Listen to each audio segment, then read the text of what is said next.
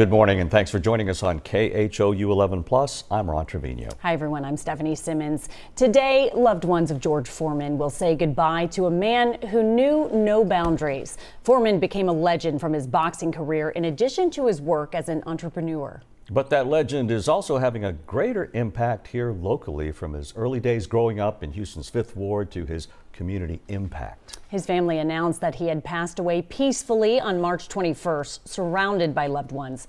Foreman was a two-time heavyweight champion and Olympic gold medalist who was able to find success in business with the George Foreman Grill. And despite global fame, he remained deeply connected to Houston's 5th Ward, where he provided homes for several members of his own family. And we've got team coverage for you this morning's celebration of life. Jalissa Garza, Jason Miles, and Jacob Rascone are live at the Wortham Center downtown. Jacob, we'll start with you. You actually spoke with Foreman's family just days after he passed away. And you know what? Here we are seeing so many family members, Luis and I. Let's just step out of the way quickly, because they have just opened the doors to allow the family members who were here first. And we're talking dozens upon dozens of extended family members, of course from the Houston 5th Ward area, and also from Dallas, and also from McGregor, and also from the Los Angeles area. And you know what?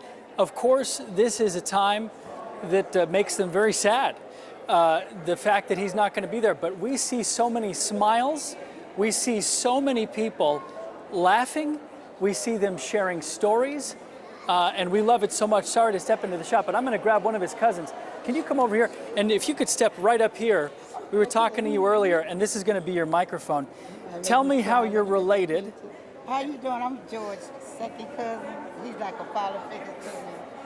He's more than just a cousin. He's my friend. He's my pastor. He everything. I'm going to miss him so much. He was just such a good man. I thought he was going to live to 100. We got a big family, and I thought he was going to be the one to live to 100. I never thought I'd be coming to his funeral. I thought he'd be preaching my funeral, because he do all our funerals, all our weddings. He married you. You showed me the photo. Yes, sir. He married me, and it was just so funny. My wedding was funny. We had a good time with it, you know what I'm saying? He made everybody laugh. He had everybody laughing. He always do that. He take everything like a joke. You know, he gonna be missed so much. He's just a fun person. Sorry, I don't mean to cut, but that was something interesting that you just mentioned. He always made everything joke for something funny, right? Because, you know, he was such a big and intimidating guy inside the ring, but outside of it, he was such a great guy, right? Because I got to meet him once, and he was very, very approachable. He is a great guy. Even at our family reunion, he do all our family reunion for. He make games up so we can do games and stuff, you know, win prizes and stuff. He's just a good man, period, anyway. You know. They showed me earlier a photo, first of you as a toddler with George Foreman, and then she showed me the photos later on of him marrying you. And he married all of the second cousins that we talked over there. All the wedding photos, that was George with the big smile. George. He married her too. He married her You married me twice. Come in here. Come in here. Tell us your name. My name is Stephanie Halper. Oh, you're on Dano. Yes, I'm from in the Dano. 5th. Okay, I got it. From with my Aunt Faye. This my Aunt Faye. Aunt Faye, who we talked to earlier. Yeah. Okay, so tell us, for those who only knew George from the commercials or maybe saw a fight, what can you add to our understanding of the man, George? Oh, he is the man. That's the man of the hour right there. He's the family man, and he loves his family. No matter what no one try to say against him, he won't even have time to hear it, because he already know his family.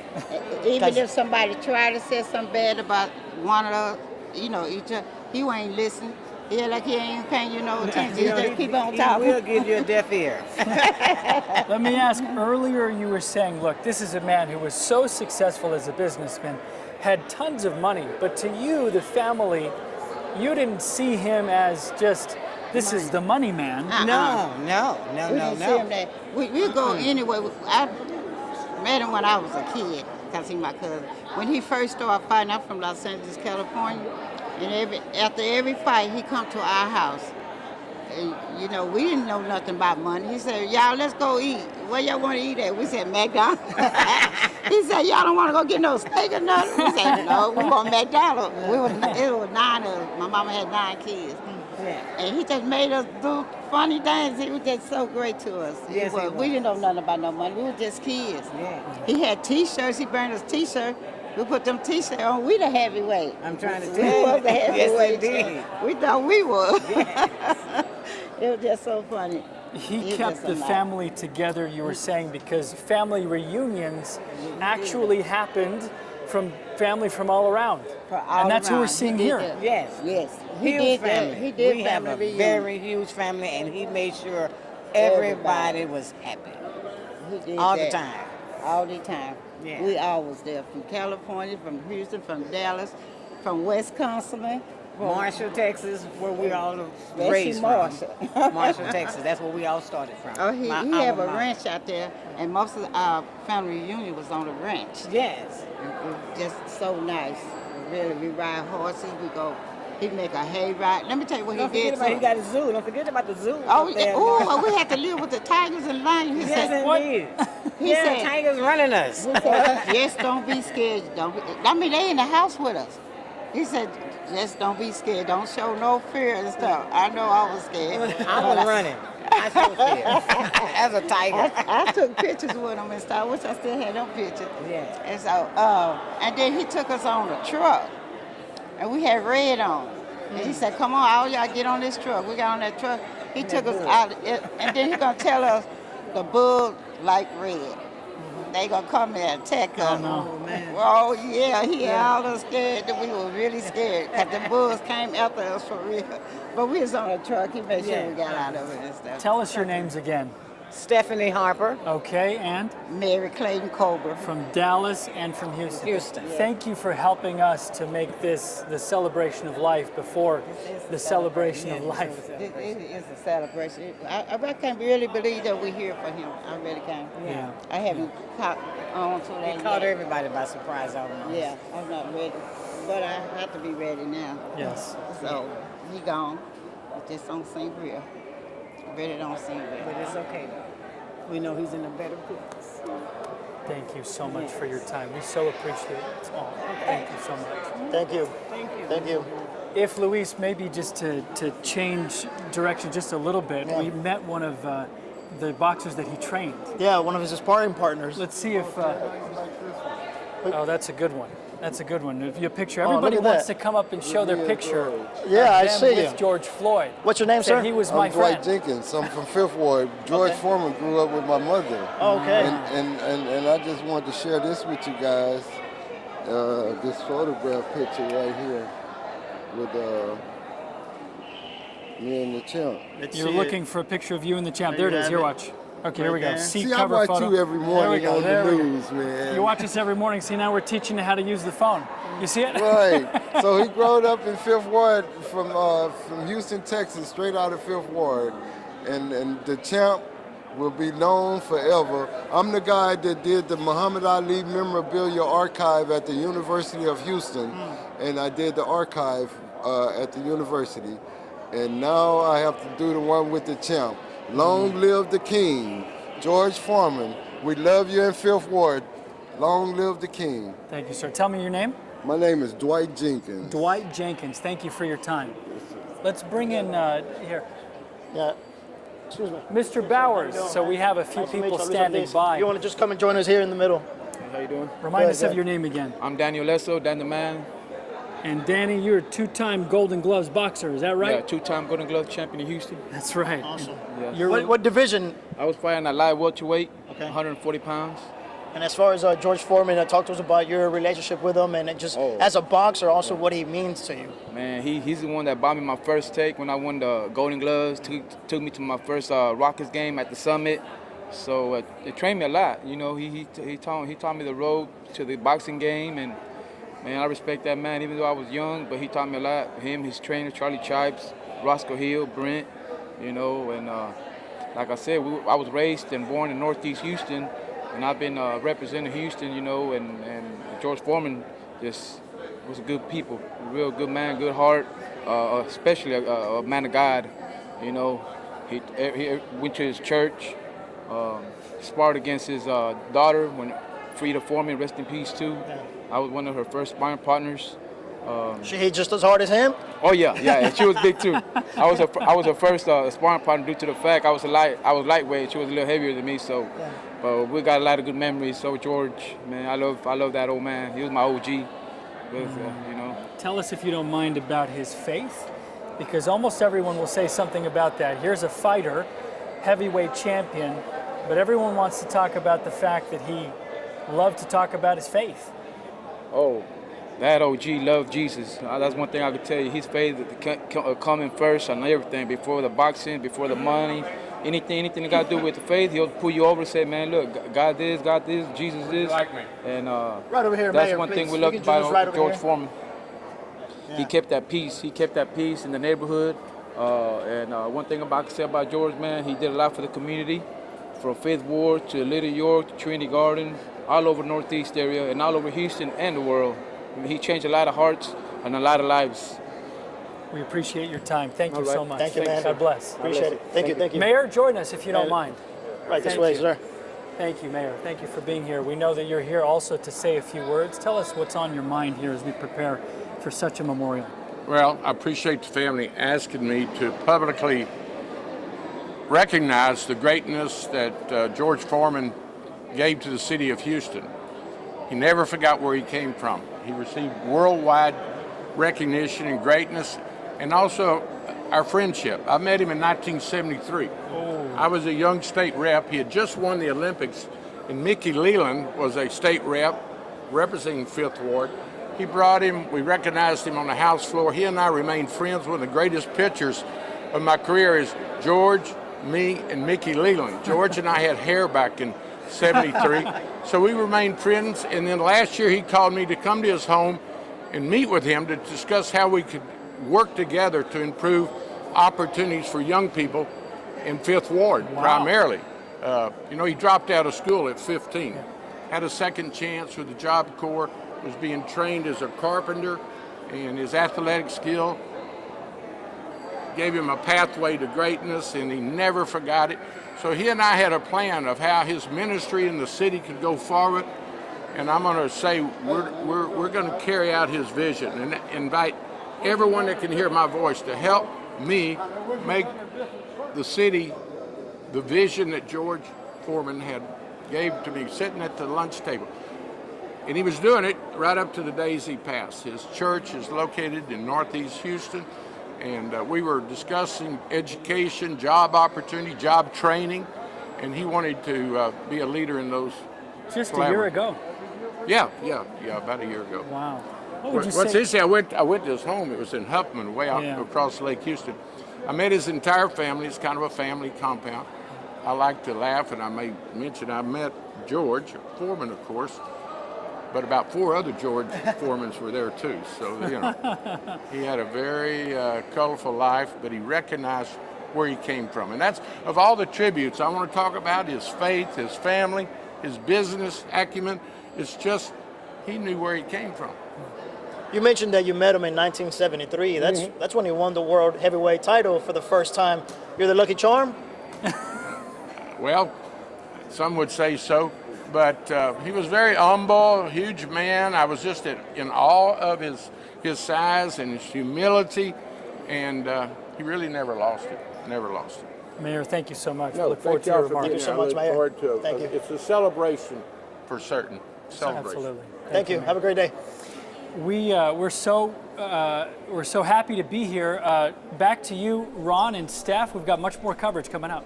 All right, thank you so much, Jacob. Great stories there from family and friends, and learning so many things about George Foreman that I didn't know. I didn't know that he had a pet tiger, apparently. He does, and I didn't know the mayor had met him first 50 plus years ago and said that Foreman had a colorful life, beautifully put. The mayor is not denying that he might have been the lucky charm when Perhaps so. All right. he won that world championship. We'll see Luis and Jacob in just a few minutes, but now we're going to turn things over to our Jason Miles, who's speaking with a couple of athletes who trained at Foreman's Community Center. Jason. Yeah, a couple of these young men were actually maybe the last class to go through. George Foreman's gym closed, they say, during COVID, but you guys learned a lot from the champion. Remind me of your name. Chance Batten. Chance Battenberg, and tell me about George Foreman and his impression on you. So I met George Foreman a long time ago. I met him at his church, and then went over, started at the George Foreman Youth Center, started boxing, and he actually showed me a lot more than I expected. I thought he would just show up every once in a while, but no, he taught me the basics, and then later on he actually trained me for a year before I went to go pro. So he actually taught me more than I ever thought I could from him. And it sounds like he taught you more than what goes on in the ring. Yeah, just honestly, he taught us how to be men, just how he carried himself. You will see a lot of people, you can reference to how he's helped them in their lives, but immensely. It doesn't matter. It wasn't just about boxing. It was about just being a good man, a human, and taking care of people. Your name is David Willis, and David turn around and show us the jacket. We've seen a number of young men wearing these jackets, and older men for that matter, because George Foreman obviously was around a long time. And what's your name? My name is Dondre Haynes. Tell me about George Foreman and what he meant to you. Every story you ever heard is true. If you heard it, it's true. And it's mostly a lot of good stuff. Yes, sir. Everything was good. Whatever he used to be, he wasn't anymore. He was a totally different man. He was a great man, even as an old man. And he'll be missed, right, David? Very much so, very much so. And he'll live on. He'll live on all the things that he's taught us, all the things that he's shown us. Sometimes he's just by his action, really. And Chance, you were telling me long before you were boxing, you met with Mr. Foreman not terribly long before he passed? Only a few weeks before, because I had been singing and playing guitar at his church, so I had gotten the chance to know him pretty well, and yeah, everything we've been saying. He was as great of a man as everyone said. He actually was probably the nicest, maybe one of the best people I've ever met. Well, there's certainly not a lot more to be said about someone, and that's certainly a legacy any of us would like to have. Thank you, guys, for showing up and speaking with us about the man who meant so much to you. And speaking of people reacting to George Foreman's passing, Dan Pastorini, a name that is familiar to certainly many people here in Houston, the legendary Oilers quarterback, actually inducted into the Houston Sports Hall of Fame the same year as George Foreman. We got a chance to speak with Mr. Pastorini a little earlier. I think we have that sound ready to roll. What will you remember most about him? Obviously his Olympic fights and his Frazier fights and Ali fights, but the most important thing about him was his church, and got to meet him a few times at the church, and just had some really good talks. And the way the people looked up to him and the way he related to everyone is just fantastic. He's just a great human being. And Dan Pastorini also spoke with us about George Foreman's entrepreneurship. Of course, we all know the George Foreman Grill. Pastorini has a line of spices. He says he learned a lot about showmanship, so to speak, when you have a product to put out on the market, and that is, post-athletic career, so to speak. So many great things being said today about George Foreman. Certainly a larger-than-life presence who will be remembered, guys. Yeah, those great things, certainly what we would expect. And Pastorini, just one of the many notable names coming to pay their respects today. Yeah. All right, Jason, thank you. And how about those young boxers saying that he taught them more than just boxing, how to be men. How to be men. Well put. All right, he was a man among boys, I think. All right, let's get to Jalissa Garza. She's been talking to a lot of people at this service today. Jalissa.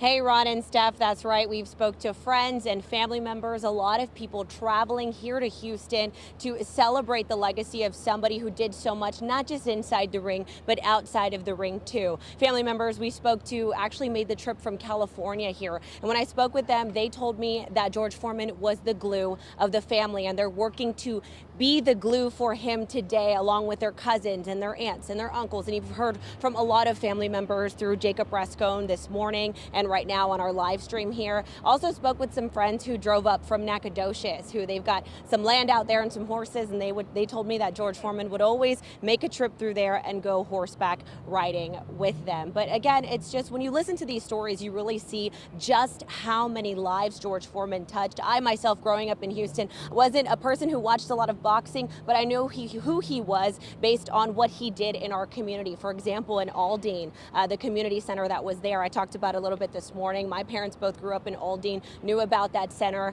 My dad worked near there and was always in awe of seeing how many people went there, whether it was to clear their head or have fun or just learn something new. I know when Michelle Choi spoke to people who went to that center a while ago, they also said that, you know, it kept kids out of trouble. So really, he was a staple in our community across the Bayou City, and you can see that those roots are still here. Now, some people are still getting here and walking in. Earlier, there was a really long line over there in front of the doors, but it's cleared up since as everyone makes their way. Some people with pictures of Mr. George Foreman on a button, on a jacket, as you saw earlier. Jason Miles showed you that, but it's just really amazing to see so many people, all different ages, coming together to celebrate somebody that touched all of their lives in many different ways, and that's how we know his legacy is going to continue. Ron and Steph, we're going to continue talking to people out here, but for now, I'm going to go ahead and toss things back to the studio.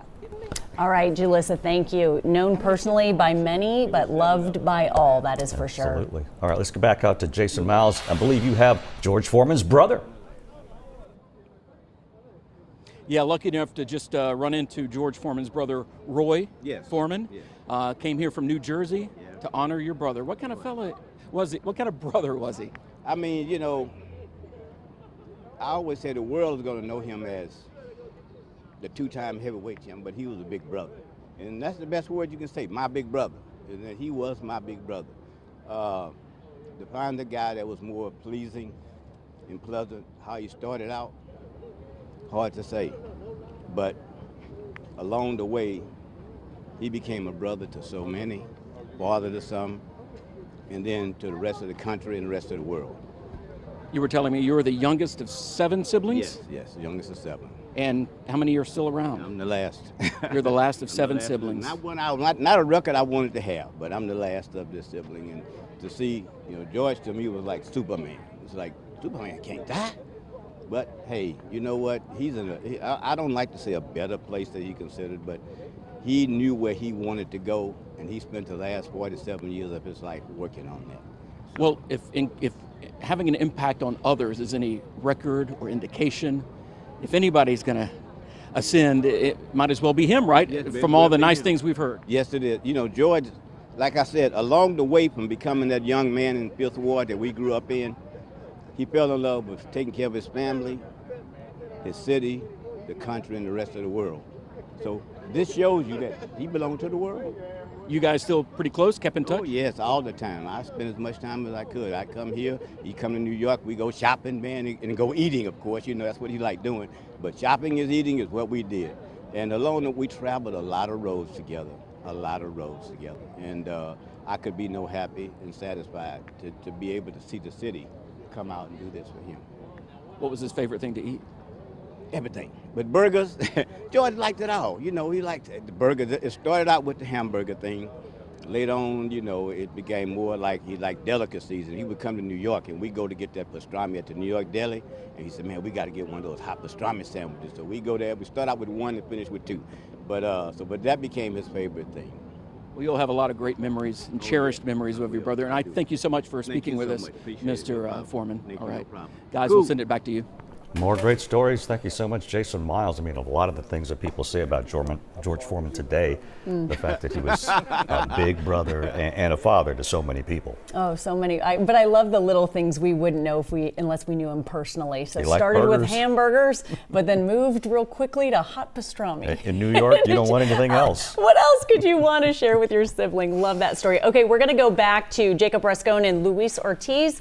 Who are you guys talking with now?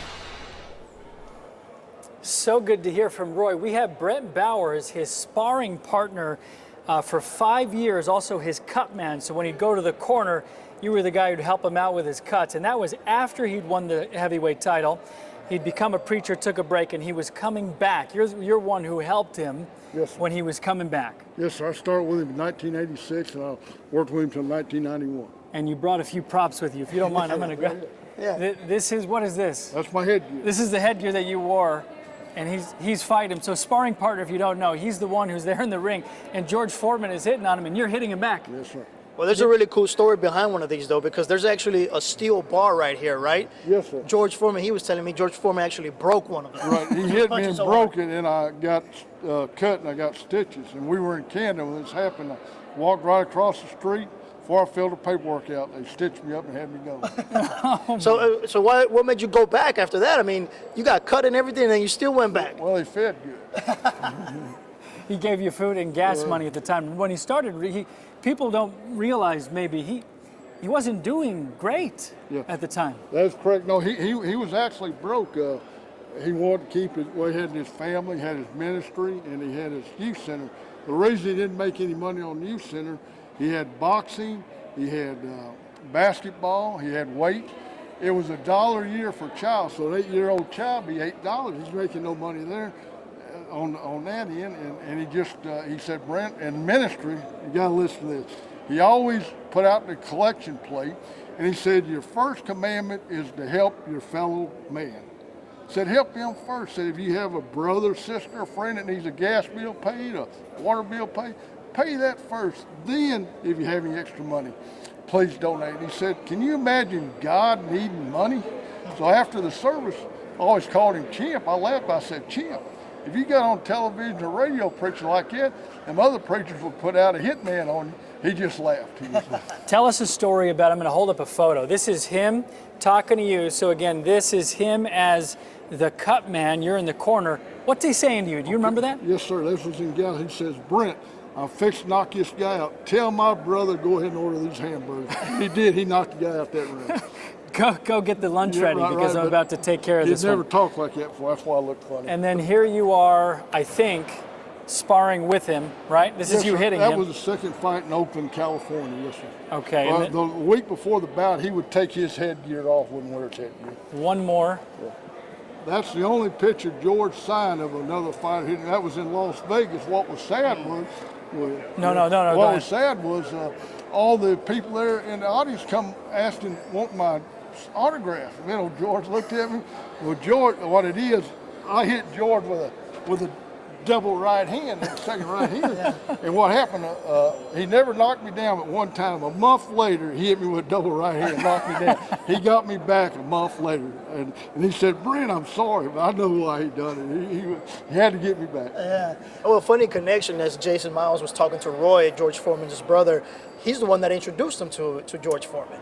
Yes, sir. Oh, okay. You know, what happened is a referee had stopped by the gym. I'm originally trained at Hitchcock High School. Had a boxing gym. Had started boxing 71 and 72 at the high school, and it was under Coach Jim Riccio. Well, they quit training. I went to League City Boxing Club then. I was training then, and that was in 1986. I decided I was going to go ahead and turn pro. I had a long amateur career, and to be honest with you, my wife says, Brent, you're getting fat. You need to start boxing again. That's what she told me. So, okay. So I got down, I was weighing like 275. I got down to 245. And then the referee come by the gym and said, George, look for a spar partner. So I contacted Roy, and that's how I started sparring George. I do want to show also, because you, as you mentioned, you brought some props, and being a cut man, you were telling us. This is if you watch this picture, this is the normal size of the fighters they use for the when you swelling. go to when you got cuts on you, you're going into the Well, corner. when you swelled you're up, swelling up. you're swelled up. You can make it cold. They put it on your face. Well, look, that's not even really cold. See how cold Right? it is? Yeah, it's cold. Okay, now I made one. This is one I made for George Foreman. so you see the difference. As a matter of fact, I let who was the trainer for Ali? I can't think of his name. Went blank. Angelo Dunn. I let him borrow one time because they brought him in to do George. Well, he tried to steal it on me. I had to chase him down and get my hands full. He really did. He was right. Oh, I'm sorry. I forgot I had it. You know, he did forget. Yeah, he didn't want my hit. He didn't want that. Brent, you're from this area, is that right? Yes, sir. Okay, where do you live? I live right by the Johnson Space Center there. Got it. This is Good. where I live at. It's a very nice area. I've been there 40 years now. Well, we thank you for being here. We thank you for your stories. We thank you for the props. Okay. And we can't believe that you took all those hits. Yeah, listen, it was funny. It's no kidding. George would hit me and pick me up in the air, and I'm hitting George in the face, and he laughs. He says, "Brent, them reporters asked me, where did you get this wild guy at? We ain't never seen nothing like that." Okay. Before you go, you got to show off the bling. You Oh gotta yeah, show. this is my World Heavyweight Championship ring. This is something George made for you, or had made for you. Right, you see it says George Foreman when he won the title both times. And then it's got Brent and Davey won the title both times. And I have two sons, and I decided, well, I want to give a ring to each son. I just went down to have another one made, and they said it's $10,600. If I got it made now if I wait, it could be higher if gold goes up. That's what they told me. All right, Brent. All right. We appreciate Awesome. your time Thank and you your so much, props. Thank you. Thank you. Enjoy the book. Oh, yes, stories. thank you. I appreciate it. Put it on your face. Now, I got you. If we have any more time, we have a good friend of his who was the principal at his elementary school for 33 years, Dr. Lemons. So Brent will say thank you. Thank you, Dr. Brent. Lemons. Have a good one. Dr. Lemons, we met the day that we went to the 5th Ward. If you'll step right in and we'll say thank you to Mr. Bowers. This is one of his sparring partners. Can you believe all the people where they were? Thank you, Brent. Is this your program? Yeah. Okay, good. Oh, that's a beautiful program. Can we see that? Mm-hmm. Okay, here is the program that they're handing out here. And again, this is we understand, a short service relatively, and the family wanted it that way. They wanted a nice, short and sweet service. Okay, tell us. That's the kind I want. That's the kind you want? I don't want to be in there a long time. Dr. Lemons, you were at HISD for 55 years. Okay. And most of that time at Atherton Elementary. What did George Foreman and what does George Foreman mean to that elementary school and that community? It meant he was the educator. He came to the school to speak to the students during graduation. I started a boys' day, and he would come and be the speaker for Boys' Day. He also would bring his automobiles for the kids to see and get in and see what they could accomplish in life. And we were George Foreman number 7. So I'm here today to give honor and respect to George Foreman. I think he deserves it. I thank the city. I thank the family for doing this because everybody's been wanting to know when are they going to have George's funeral or memorial or something. So this culminates it all today. How does it feel to be here and to see the dozens of family members, the friends, the sparring partners, everyone with a strong connection to the one and only? It feels wonderful. I went to the church yesterday. George number 4 is now the one that's preaching at the church, and they all were honored to see me. And Mrs. Foreman just fell into my arms, and I just felt so honored that she remembered me, and we laughed and we talked a few minutes, and then I left. But this is a big loss to Houston, Texas. Amen. Yeah, what would you say as far as you seeing him, watching him grow up and stuff? Did you see something in him that you could say, okay, he's gonna be a champion one day? I knew he was a champion. Anything that big. I wouldn't dare make him angry. I didn't want to be hit by George. And the children just loved him. They just had a fit. And he loved the community because on graduation day, he gave each kid that was graduating, girl and boy, a George Foreman grill. And the parents were just shocked. But that's what you do.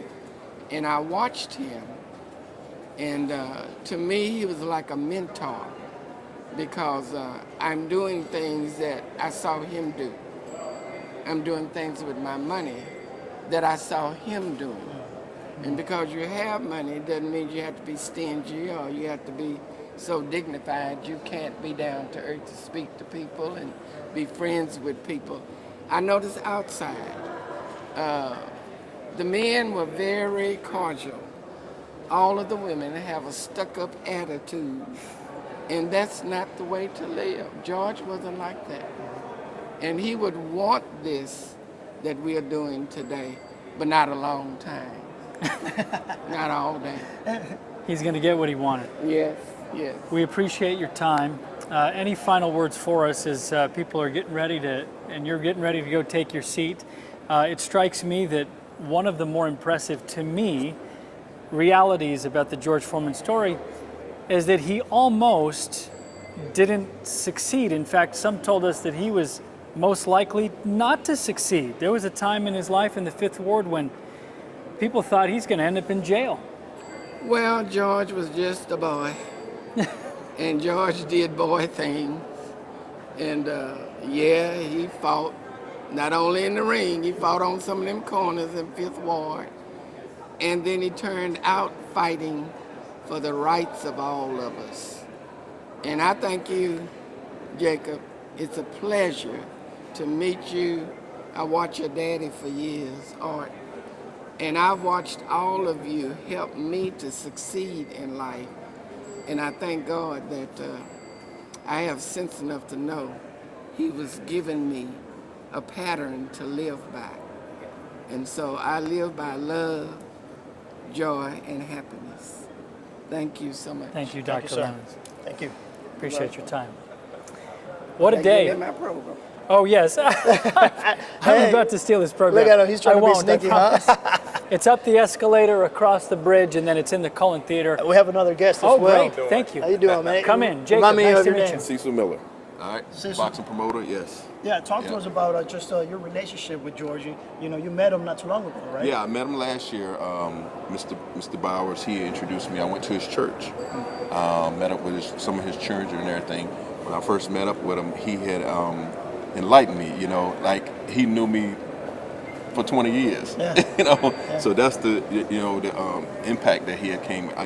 Just reading his book, you know, I've been studying it as well too, doing the backgrounds on him. You know, it's an honor just to be here. I flew all the way from Virginia, you know, to be here, you know, and just share this moment with the family and the friends and everything. So, you know, as a boxing promoter, it definitely inspired me to keep moving forward, you know, learning his story and everything. So, yeah. Being in the sport, I mean, what would you say he's meant to boxing? Because he's a legend of the sport. Oh man, icon, you know, like straight icon. And like I said, he motivated so many. I had a former boxer that I was representing. They said he hit like Foreman, you know. His name was Alonzo Butler, out of Tennessee. But yeah, the thing was, he had impacted so many, you know, even also with his community outreach as well. And of course, his George Foreman grill. Yeah. Everybody had one of those. I did. I still have one now. You still have one now? Which size? The XL? I got the big. I got that big one. Yeah. You got the big one. So, but yeah, you know, it was just inspiring. Working also too with his son, Monk, as well too. For we was working on a fight card last year. So the thing is, I will be looking forward to be working with the Foreman family in the future as well too, on the promoting side. Can I ask a question? You work with a lot of boxers. Mm-hmm. You met George Foreman. Mm-hmm. What makes him, besides his entrepreneur, his other career, what makes him different? You know, what is it about George Foreman?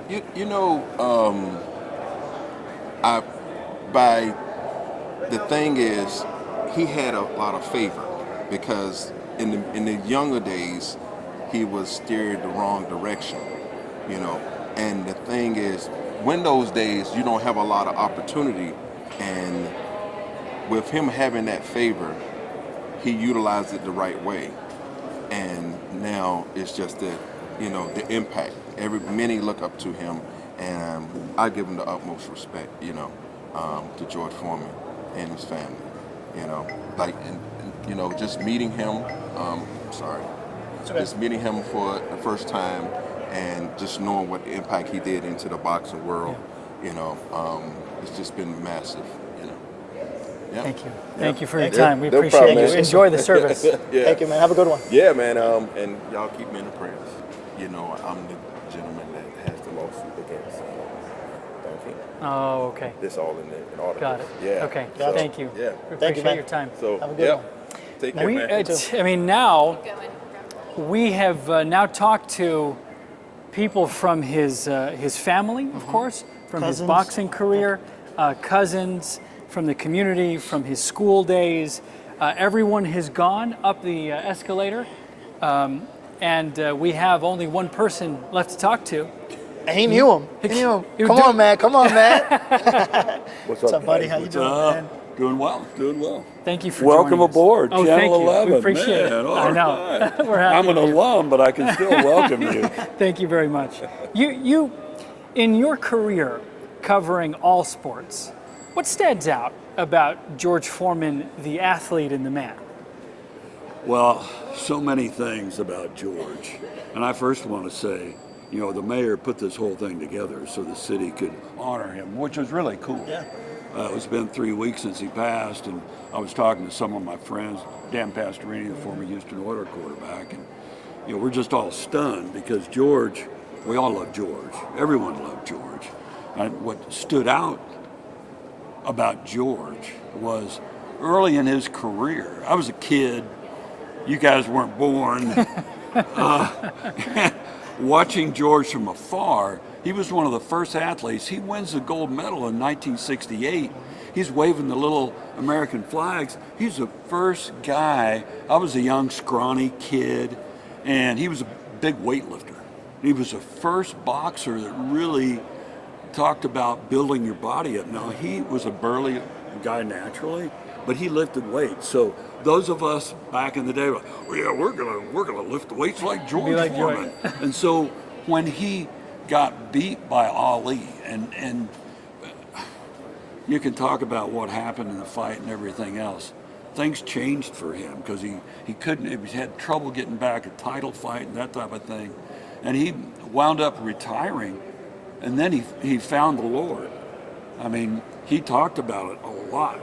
And once that changed his life, George was no longer that, I'm going to be a tough guy and I don't talk to the media. He was like the friendliest guy. So when I showed up in Houston and George was here, he was doing weddings at Houston Gamblers games, you know.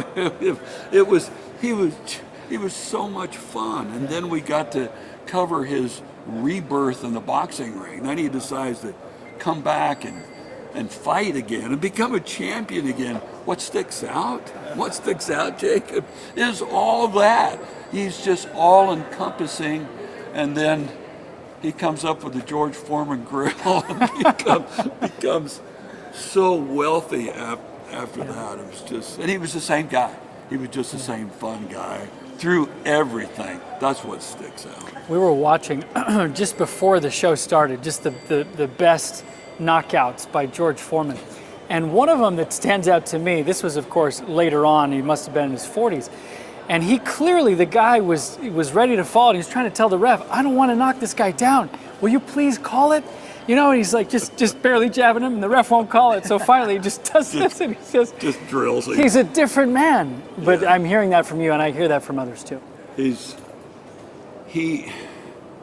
Is there a kind-hearted boxer out there? Apparently.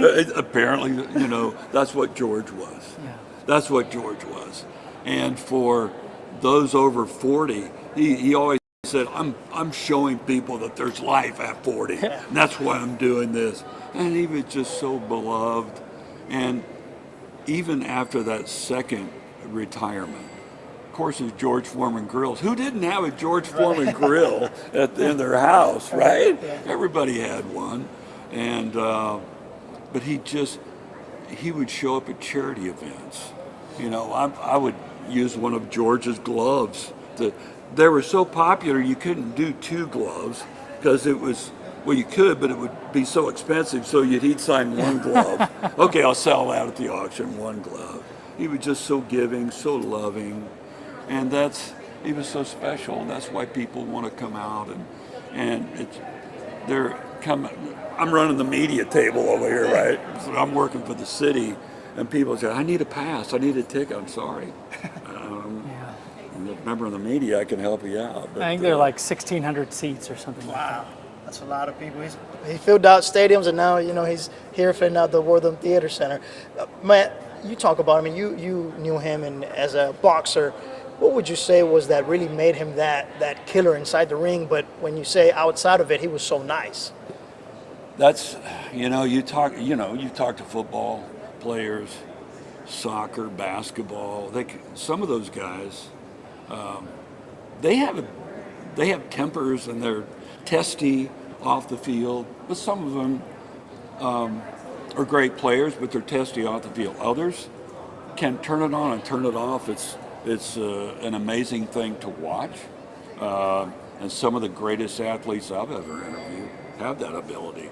They can have fun off the field, but then they just are killers on the field. And that's the greatest ones. That's how they are. That's how they are. That's how the great ones are. Jose Altuve.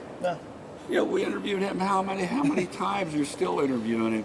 He's such a nice guy. Yeah. He will take you down. He'll walk you off. Yes. The Yankees know. Yes, exactly. And it's just so special that George had that ability. But in boxing, Mike Tyson has gotten more fun-loving since his retirement. Right. But George was that way when he's still boxing.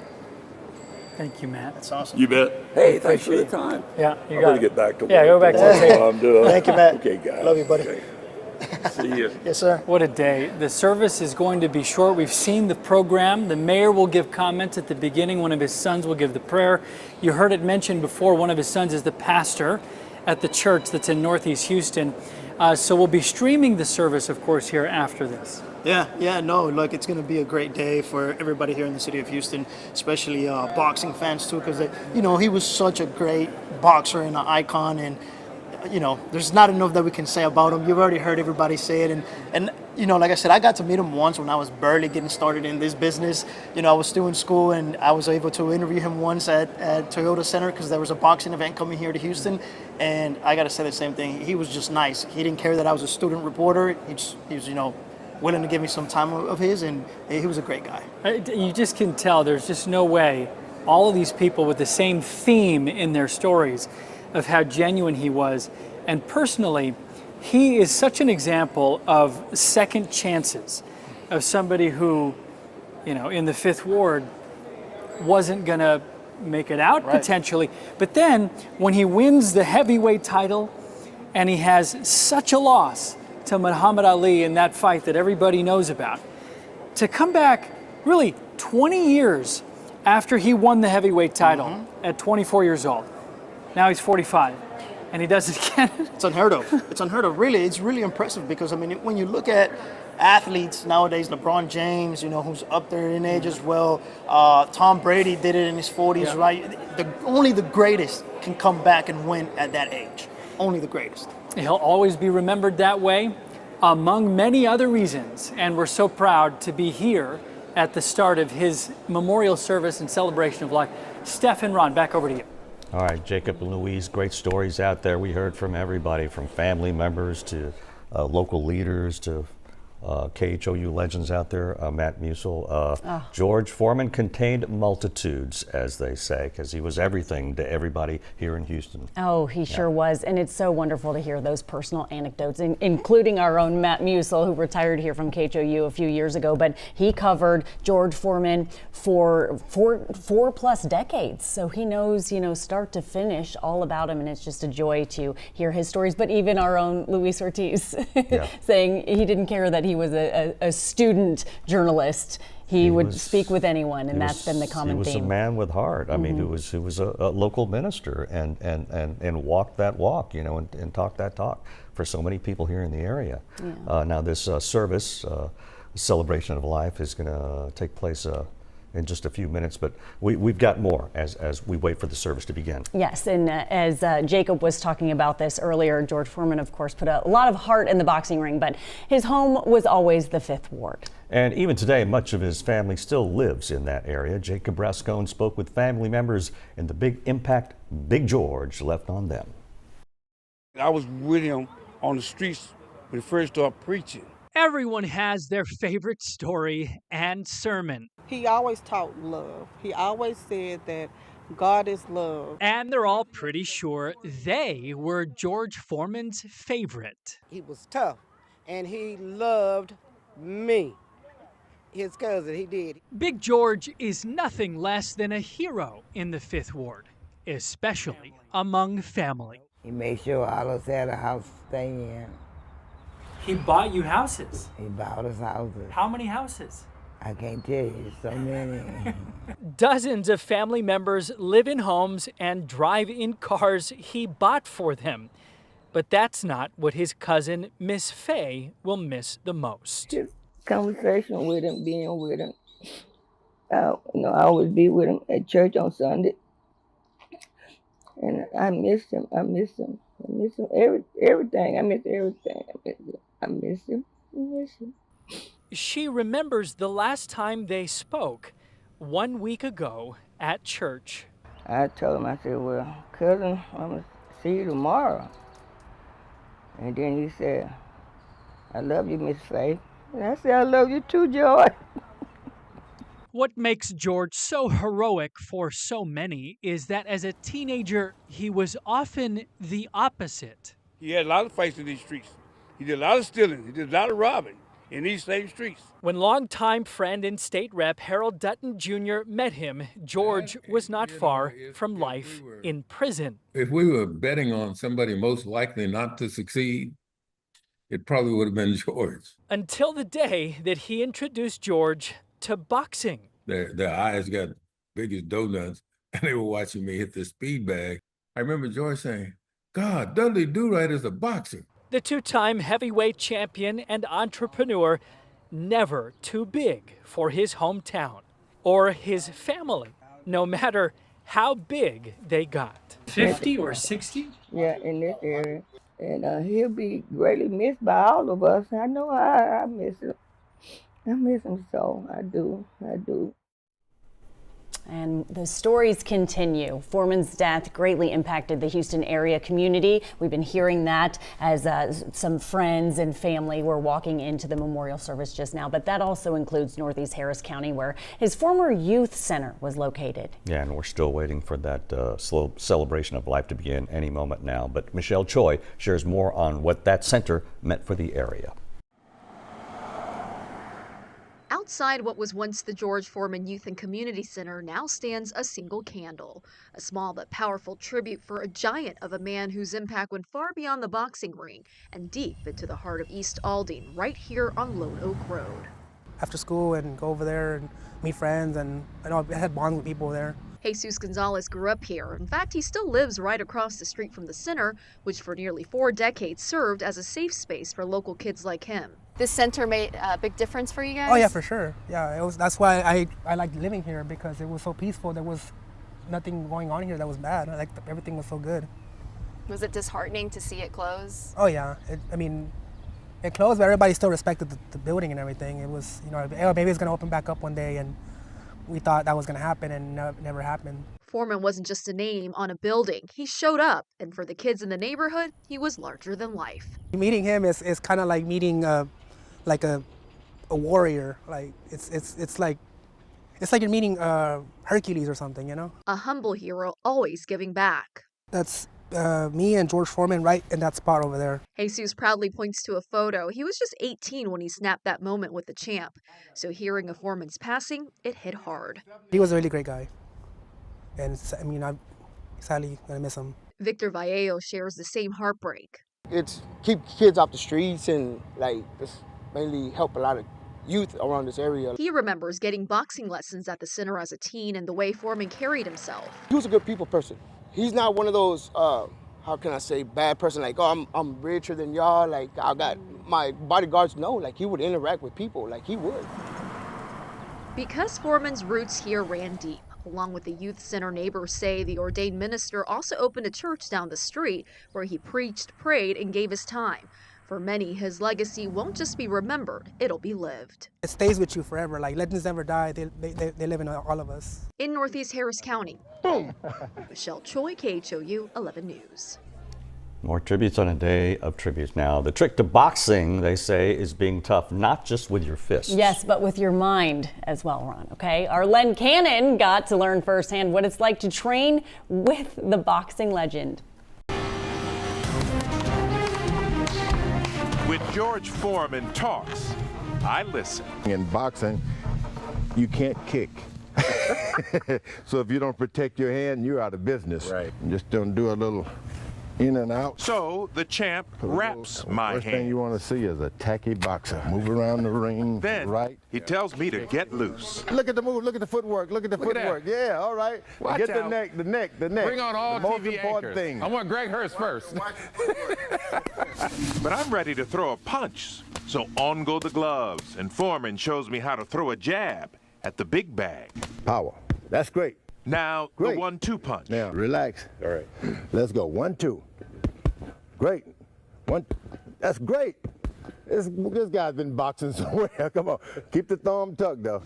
I've got the jab down pat. So let's check out the speed bag. Now, it's called a speed bag, but you don't really have to go all that fast. The idea is get the coordination. Coordinating your hand and feet together. 1, 2, 3. 1, 2, 3. But my coordination is lacking. 1, 2, 3. 1. That's the right leg a little closer. I just whiffed on the speed bag. I get better. Right, here we go. But Foreman is not impressed. 1, 2, Float like a butterfly. Sting like a 1, 2, 3. Sting like a reporter. Funny guy. Now it's back to the jab. Hit it. And Big George is turning up the heat. Hit it. That's hard now. Hit. Step in with it. Step in with it. Come on. Oh, yeah. Ah. Now do the Ali. 7 of them. Come on. Oh, I quit. I hate Ali. At last, I'm ready to spar in the ring.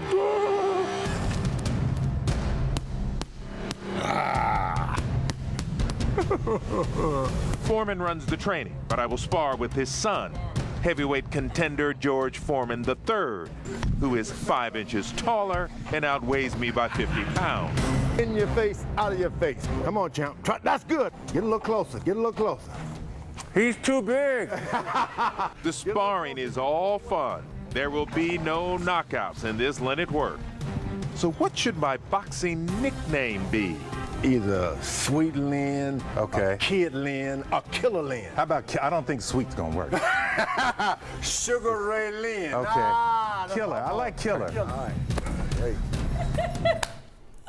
Len the Killer. What a thrill that must have been for Len Cannon. That's probably 10 or 15 years ago. Can you imagine you do these stories and you don't think beyond that, and you're never going to have a story like that ever again. Yeah. Len's jabs, by the way, not bad. Yes. Being trained by George Foreman Stay away himself. from him. Stay away from him. Wow, I know. And Jacob and Luis were speaking earlier with Brent Bowers, who had worked and sparred with George Foreman for years. Mm-hmm. And I just sit there and I listen to these stories and you think, could you imagine getting hit by George Foreman? Wouldn't. The impact? Wouldn't wish that on my worst enemy. From all the stories we've been hearing, such a gentle giant, but man, he gets in that ring and he packs a serious punch there. Well, like Matt Musil was saying, once he found his faith, it completely changed him. Yes. And some would say it changed that whole neighborhood in the 5th Ward because of his influence on young people, on his family. But so many memories about George Foreman today, and they'll be continuing throughout the day. We're, of course, waiting for this celebration of life at the Wortham Center to commence at any moment now. But just the stories that we've been hearing this morning from the family members. I didn't know that he had a pet tiger out on his You've been stuck somewhere. on that since we've started Imagine this. having a pet tiger. Tiger. And we heard from his cut man, and we saw all his paraphernalia, the stuff that he put on his face to bring down the swelling. I was wondering what they had in their bag of tricks. Yeah, back in the day, they just went old school. Here, put this on your face. But I also love hearing the stories where his talent and his athleticism gave him this path to greatness to share with other people. Yes. He was such a giving man. Right, he was not greedy. He was not greedy about that. No. And he garnered millions with being a businessman with his George Foreman grills and all his success in the boxing ring, being an Olympian, all of the things. But just to never forget where he came from, it's just so beautiful to hear. And the fact that we can claim him here in Houston is just even more wonderful, that he really had an impact on the city, but especially the community of the Fifth Ward. No, absolutely. And we heard from one of the family members saying it's such a loss for not just the city, but for the world. But we claim George as ours, you know, and in so many ways, you know, a person with so much wealth and so much admiration worldwide, still with a common touch that you would see in a grocery store, and he wouldn't hesitate to you know, take a selfie with you or shake your hand. Oh, absolutely you know, he not. had that kind of personal touch, which is a very Houston thing. So yes, so he's, and on top of all of the other things, you know, being a philanthropist, a humanitarian, a businessman, he was a dad. You have to remember he had 12 children, 5 sons, all named George, and then 7 daughters who adopted, and just a big, beautiful family. But you know, you say George Foreman and several people turn around, so they carry on his name and legacy. A big family, literally and of course figuratively too, the city as a whole. So this service was supposed to start at 11. It hasn't started yet, but we're going to have it for you, the entire thing here, streaming on KHOU 11 Plus. And of course, we'll have more on KHOU 11 News at noon as well, and throughout the day on our other newscasts too. And we know during this memorial service, Mayor John Whitmire is going to say a few words, and he spoke with Jacob Rascone and Luis Ortiz, who are at the Wortham Center earlier, and said that he's known George Foreman since 1973. So let's listen in.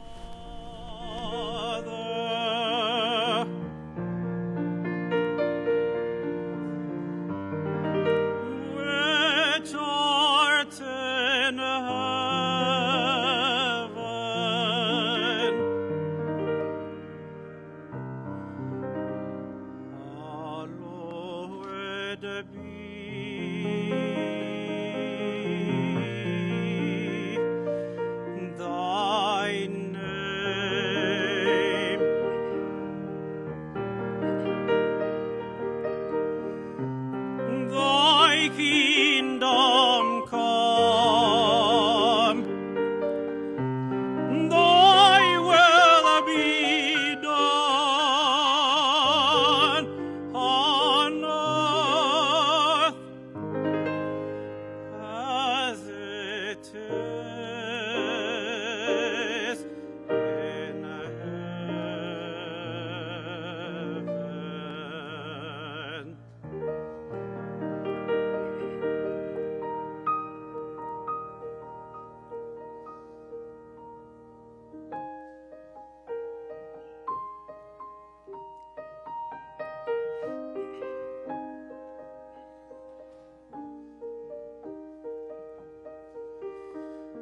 Give us this day our daily bread, and forgive us our debts as we forgive our debtors.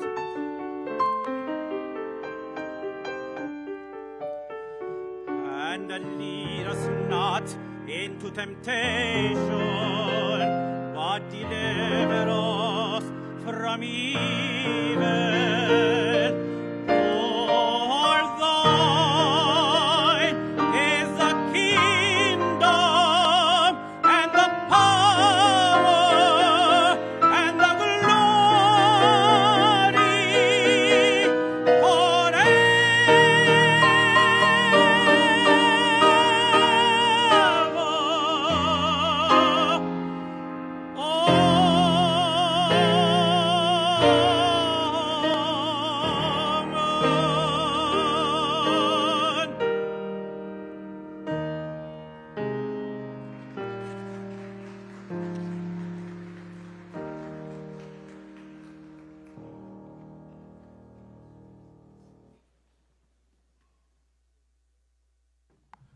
Please bow your heads. God, we thank you for bringing us here together to celebrate the life of your loyal and faithful servant. God, we thank you for bringing us all here safely this morning.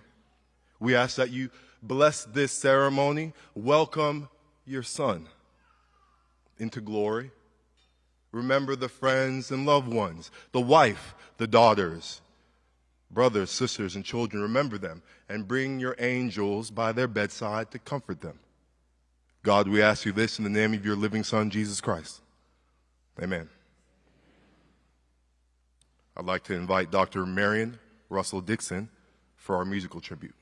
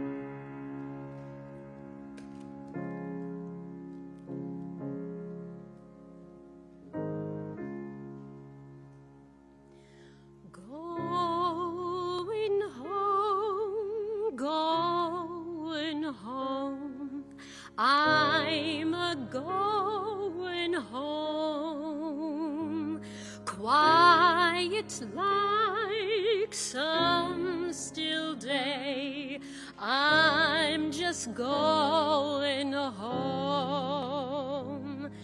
It's not far, just close by, through an open door, work all done, care laid by, going to fear no more. Mother's there, expecting me, Father's waiting too. Lots of folk gathered there, all the friends I knew, all the friends I knew.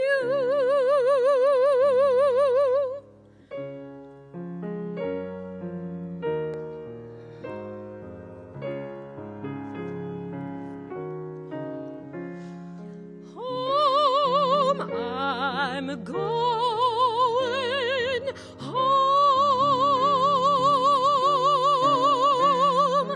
Nothing lost, all gain. No more fret nor pain.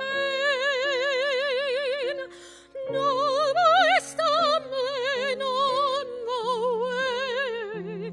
No more longing for the day, gone to roam no more.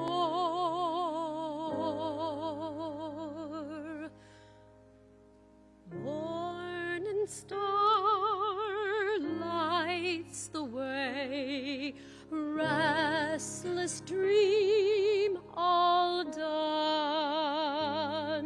shadows gone, break a day, real life just begun. There's no break, there's no end, just a living on,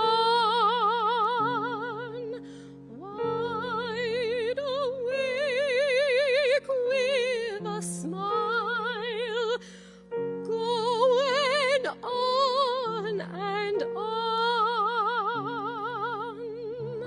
going home, going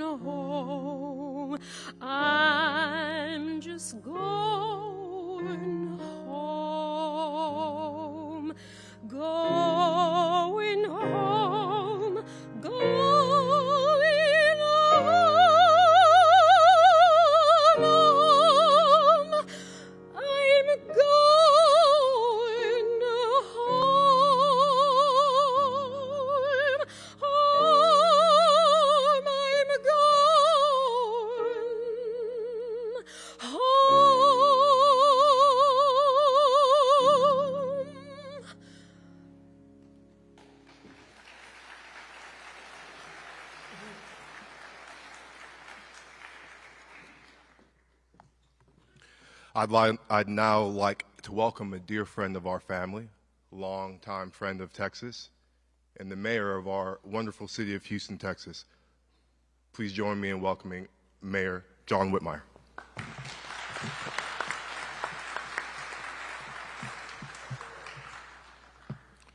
Good morning.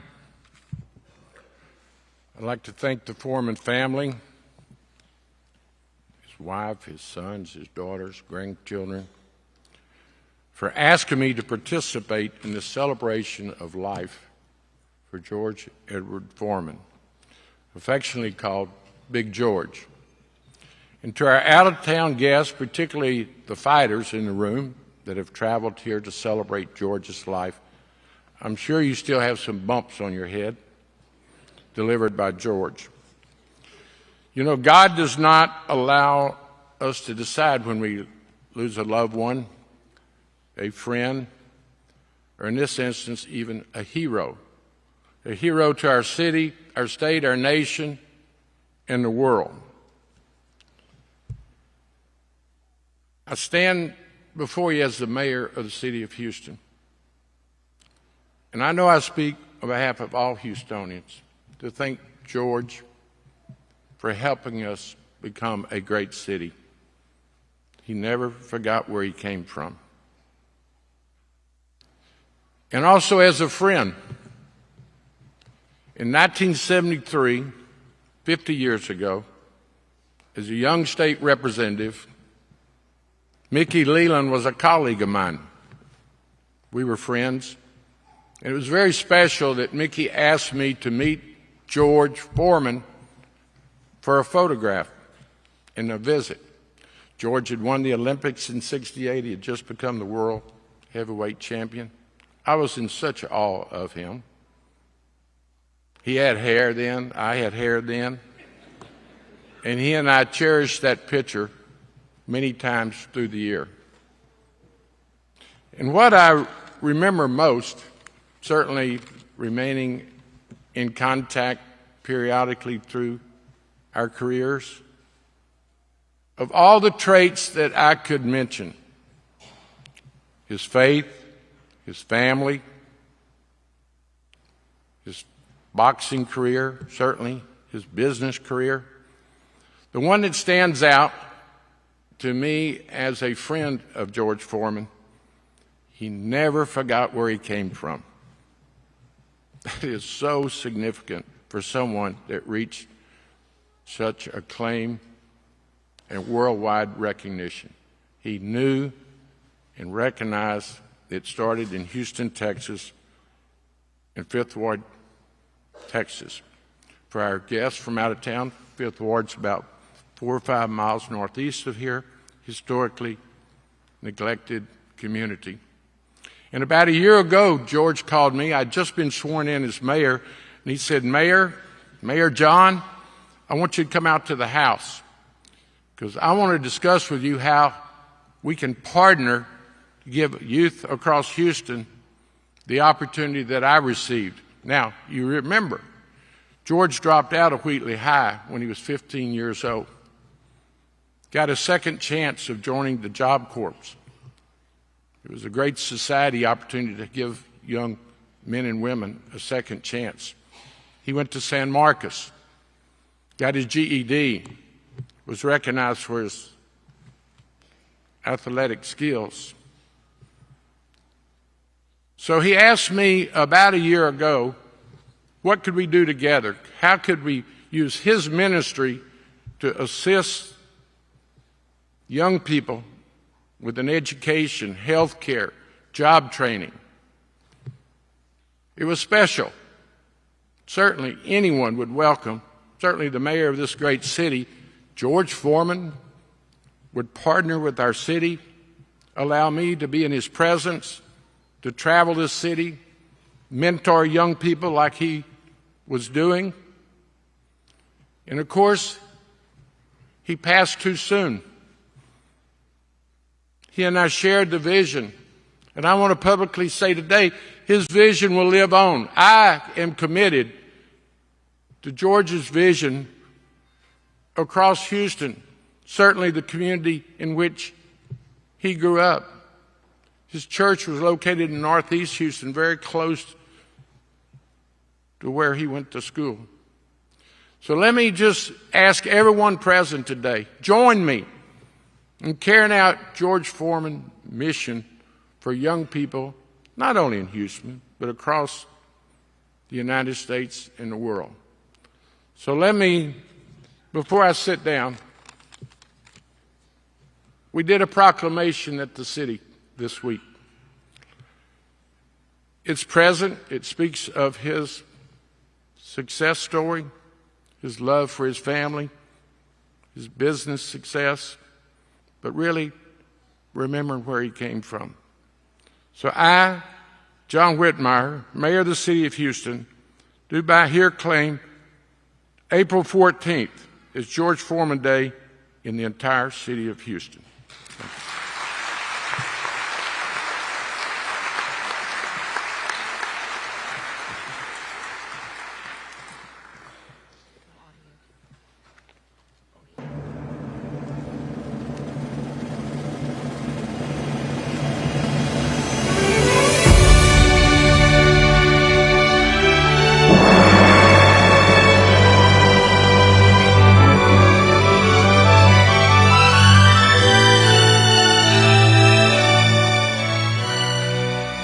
Hello, dear friends.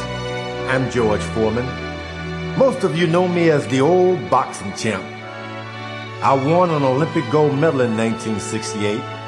It was in Mexico City that I raised a small American flag while representing my country. I went on from there to win the World Heavyweight Championship in 1973. But it was in 1977 that I had the most dynamic experience of my life. In March of that year, within hours, I was transformed from one man to another. You see, I tasted what every young man fears most, death. For years, I had prepared for what all of us wish to attain, long life. And because I wanted more than others, I did more, like getting a good night's rest, eating healthy foods, and exercising for long hours. Yes, my life really began after a boxing match. A boxing match in which I felt I had won. No boxer ever believes it when he loses, so at that, I'm no different. I got back to my dressing room that night in March of 1977 and tried to cool off, as I had done so many times before, but I couldn't. Thoughts of the unbelievable, death, entered my mind. I fought a silent fight to keep all I'd ever called my own, my life. I wanted to live as much as any other person. I had not seen any of the great wonders of the world. At 28 years old, all I'd ever seen in religion from my childhood, I felt, was weakness. So as much as I tried, I always came up with, it can't be real.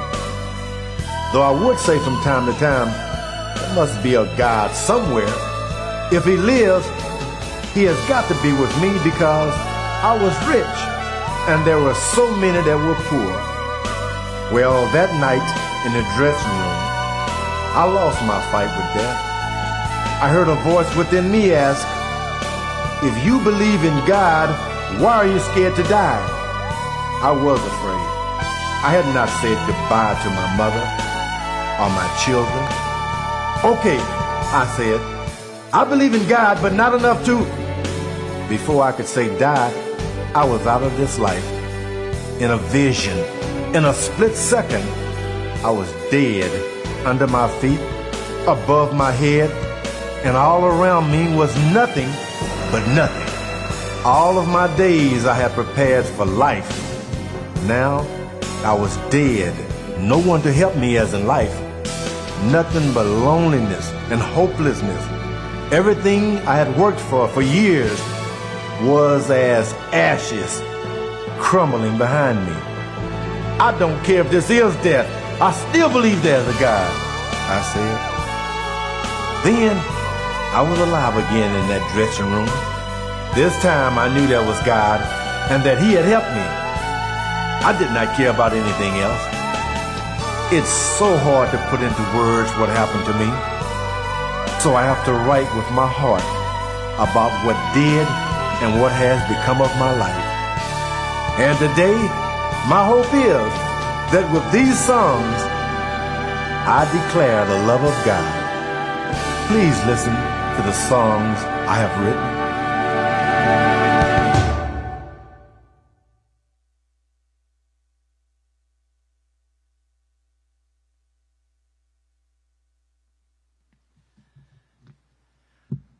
Welcome, family, friends, fellow mourners. Houston, we have a problem. We no longer have that broad, beaming smile of George Foreman here with us. But I want to talk to you about his philosophy in having that smile all the time. I was looking through earlier this morning a little book that he wrote in about 2009 called Going the Extra Smile. George said that wherever he was, be it on the streets of New York or Los Angeles or Marshall, Texas, he'd turn around and somebody'd be saying, "Hey, George." He'd wave and give them the biggest smile he ever had. He became famous for that. He said invariably the people would smile back at him, and that's what it was all about. He decided that rather than being the scowling, younger person, the frowner he once was, he would be known for that happy face. And did he ever make that stick? There's no question about it. We all know about the history of George. It goes on. He's, in my estimation, one of the greatest Texans there's ever been, indeed one of the greatest Americans. He was a citizen of the world. Big Wheel, one of his sons and I were talking recently, as was I with Red, that this is an occasion not only for family, but for the world, because he belonged to the world. Yes, now he belongs to the ages, but let's think a little bit about the earlier things that made him famous and how he was able to, based upon those, build. You don't have to leave the television on too long or read too many newspapers to know, to realize that the world indeed is full of hiccups today. Were we to have more George Foreman, that problem would be somewhat massaged. I can't say eradicated, but would sure be better. He dedicated the latter years of his life in wanting to make a better world for everybody. I think it's very fitting that here on the first day of Holy Week that we're able to have this homegoing program. George Foreman loved Jesus. He was a great reborn Christian.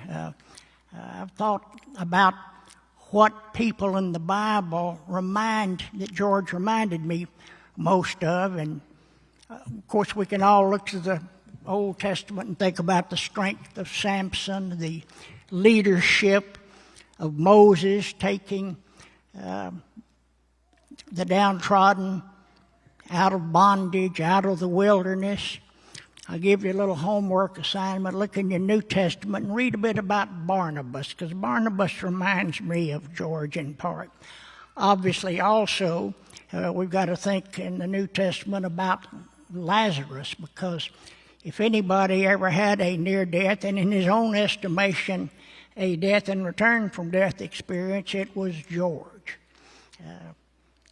There's so many people that have been here in our world in the past, say 75 years or more, that influenced George, that he reminds me of, such as starting back with FDR, Franklin Delano Roosevelt, moving up to Lyndon B. Johnson, Martin Luther King Jr.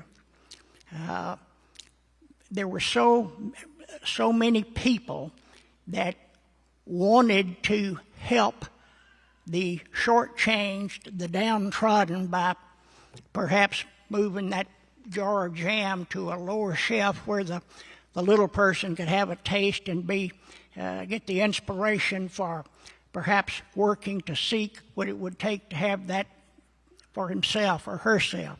Indeed, George implemented that during his lifetime. He knew when he was 15 or 16 years old that his course was not the straight and narrow it should be, and he couldn't seem to change it. He graduated from cheap wine to cheap gin and beating up people in the bloody Fifth Ward, robbing them of money, and he knew that was bad. It broke his mother, Nancy's, heart. But they sat down together after seeing, going back again to Lyndon Johnson, who started a program here in these United States for such downtrodden people wanting a second chance, called it the Job Corps. His mama signed him up for that, and that began the turnaround. He went the first time he'd ever seen up close an airplane, much less been on one, and they flew him to Oregon to begin that program. He had finally made up his mind when his hero, the great football player, first for Syracuse in college and then for Cleveland Browns, Jim Brown, got on TV and he saw the ad and said, "If you need a second chance, this is it. You must take it." George realized he couldn't do it on his own, but that he wanted to do that. The family was behind him, and he promised his mother that he would never disappoint her again if he was able indeed to come out of that abyss in which he'd been cast. George went on, as we know, to in 1968 become the heavyweight champion, won the gold medal, defeated the highly vaunted and much favored Russian. Went on to, of course, become the heavyweight world champion, and later on, some years, do so again at the oldest age anyone ever had. He met with the gentleman over here, the very great person and champion, Michael Moore, at that time. Funny story, later on, even when he was older, 55, he and I were talking about, George got to think, well, you know, I'm in pretty good shape still. I might try for a third comeback at age 55. Joan cut her eyes at him and did this. He said, no, you're not. But we tried. We talked about we can build it up. You can get on the road again. You can start pulling a Jeep behind you, and you can start chopping trees, and you can get in that good shape again, and we'll advertise you on TV as how many push-ups can you do in 10 minutes without stopping? George said, no, it'll sell better if we get on there and say, how many cheeseburgers can I push down in 30 minutes without stopping? George loved cheeseburgers. He had a hunger fixation ever since back when he was a kid. And I'll tell you a little bit more about cheeseburger in a minute, perhaps. Every Saturday before lunch, we would have a telephone call.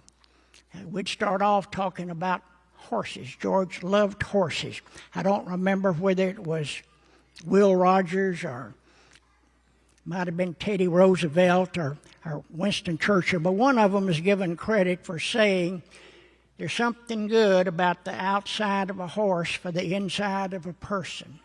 And George subscribed to that. He loved all kinds of horses. He had Lipizzaners, he had thoroughbreds, saddlebreds, standardbred, Tennessee walking horses. That's the way we became friends and knew each other over a quarter century ago, was by virtue of our common interest in the horses. Our phone conversation would then evolve to old pocket knives. He loved pocket knives and old pocket watches. Then he'd always give me a lesson, a Bible verse, or ask me what I thought about this or that. This particular season, he always loved, we'd be talking about it's getting time for a trail ride. We always had up at our property up in East Texas and Nacogdoches a trail ride for him and his family about Easter time in October. He loved Easter for the obvious reason that it was the time of the crucifixion and the resurrection of our Lord Jesus Christ. George looked at it in the manner that he felt that the Lord had completed his earthly experience, his assignment, and was ready to go on to heaven. And he had an acronym that he liked called JOY. The acronym, the first letter, J, he said should always be Jesus. The second letter, O, for others. The third, Y, for yourself. And that's the order he wanted everything to be in, and I think that that is the way he lived his life. One of his other great heroes was Roy Rogers, who, as you probably know, if you're anywhere near my advantage, was the king of the TV Cowboys. And he had a song that he loved to sing, Happy Trails to You. And happy trails to you, George, until we meet again.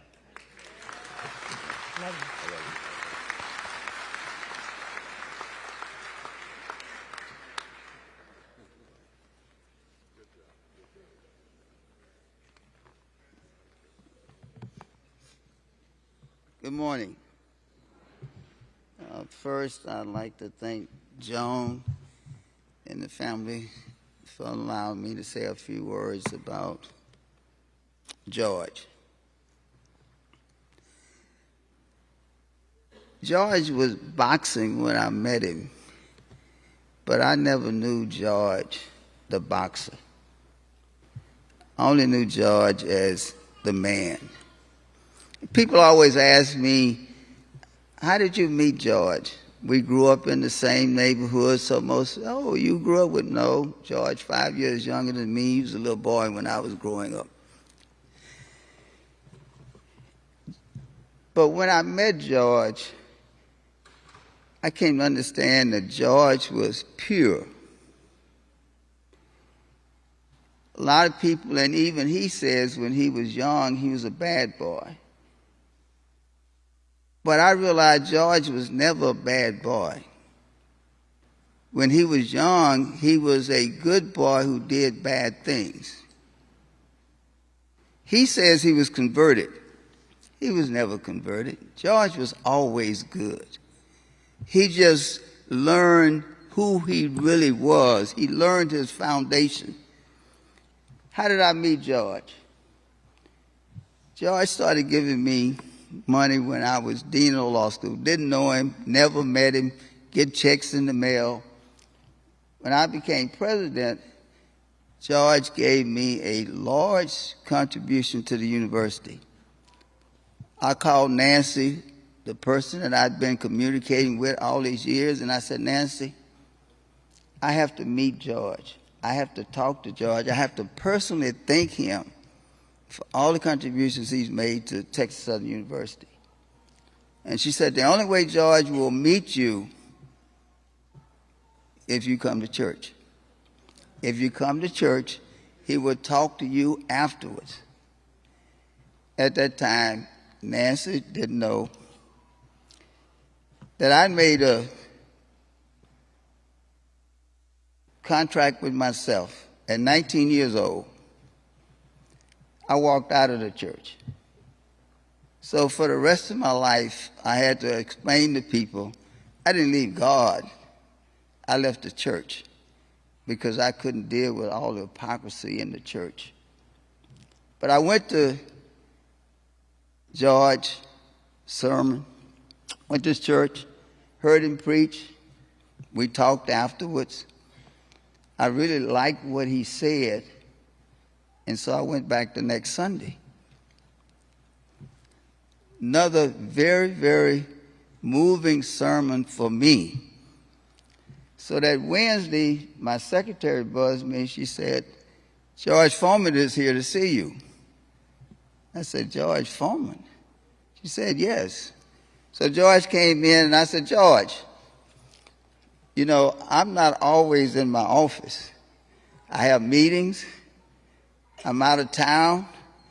I said, in order to make sure that I'm here, it might be a good idea if you make an appointment. He said, you didn't make an appointment when you came to church. So that's how our friendship started. I want to do two things. First, I want to read something, scripture from the Bible. I know it's not church, but this is what brought George and I together. Now, this encounter that Jesus had with the Pharisees is in Matthew, Luke, and John. All right? I always tell people, my name is James Matthew Douglas, so I like to count in Matthew. And so that's what I'm going to read from the 22nd chapter of Matthew, 36 through the 40th verse. And one of the Pharisees said to Jesus, Master, which is the greatest commandment in the law? Jesus said unto him, Thou shalt love the Lord thy God with all thy heart, and with all thy soul, and with all thy mind. This is the first of the great commandments. And the second is like unto it, Thou shalt love thy neighbor as thyself. On these two commandments hang all the law and the prophets. That's how George lived his life. And I realized that's what I was looking for. You know, I know a lot of people in the church said, why did the president of the university start just coming to our church? I started coming to the church because I finally found somebody who believed like me. Religion and Christianity shouldn't be complex. It's just two simple things. Love God and love thy fellow man.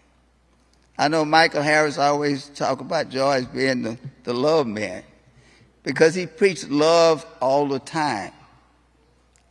That's what this life is all about.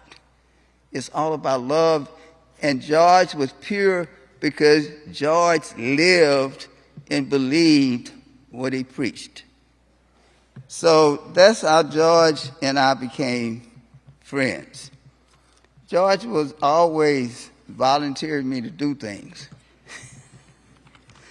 I had to explain to Natalie because I kept bugging her. I said, Natalie, I'm bugging you because your father somehow told everybody, if you want to talk to me, you got to go through Douglas first. So everybody blows me up every time they wanted something from George. But those of you are old enough to remember, when AIDS was really big, when AIDS first started, it was really ravishing the African American community. But because AIDS was first identified as a gay disease, most African Americans stayed away from it. So George came to me and he said, look, he said, I want to do something for the NAACP. He said, I'm making a lot of money and I want to make sure I don't want to be like other athletes. I know that I'm making a lot of money because of people like Martin Luther King and the NAACP, and so I want to contribute something to the NAACP.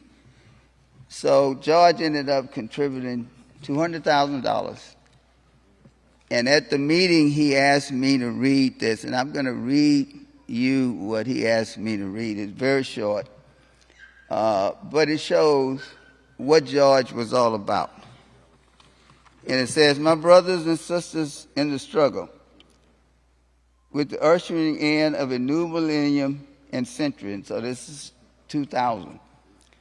The easiest thing for a successful man to say is, look what I have done, as if we accomplished everything by ourselves. And for the most part, history is like that. I too have accomplished a lot, but with the help of God, my fellow man, and most importantly, with the aid of the NAACP. NAACPers are among the bravest of them all, those who put their lives on hold, their families in danger, and their love of American freedom first, so that I and so many other younger black Americans can say, look what I have done. To the NAACP, I say, thank you. That was George. That was George. George gave money to a lot of different organizations. You wouldn't believe it. But the thing that brought me to George was his love for God and his love for everybody else on the face of this earth. He's a wonderful man.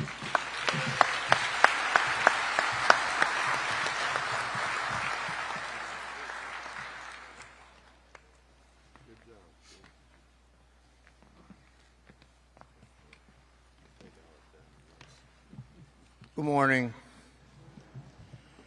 I'm Aidan Rios, and I've been George's friend.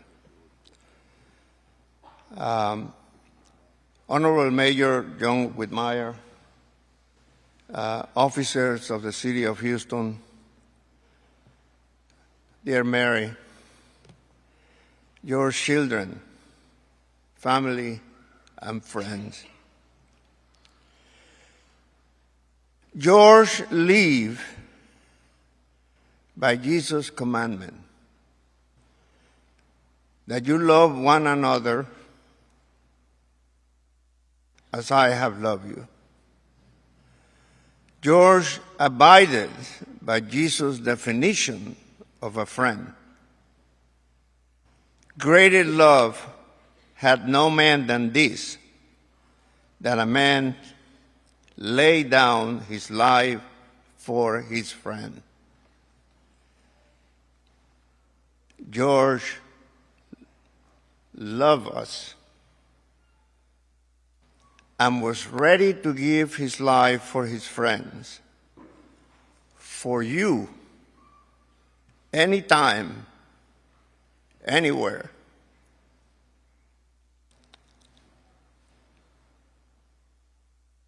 I met George during the AIDS crisis, and AIDS patients were his friends in Jesus' sense of friendship. He was ready to give his life for them. He asked me one day, he said, Doc, where do they get food when they cannot work? Food was important for George. I said, in the usual places. George bought land and created the most beautiful food bank for AIDS patients. When he had the first opportunity for a championship, the refusal for a rematch gave him $1 million in a court. The next day, he went to MD Anderson and gave $1.7 million donated for the adolescent unit in the ICU for adolescent pediatric patients with cancer. And somebody asked at the time, George, why 7? His answer was who he was. He said, stars give round numbers. I am a working man. The George Foreman Adolescent Unit of MD Anderson was blood and sweat given in the spirit of Jesus' friendship. Over the years, George talked to thousands of patients. Thousands of patients. How do I know?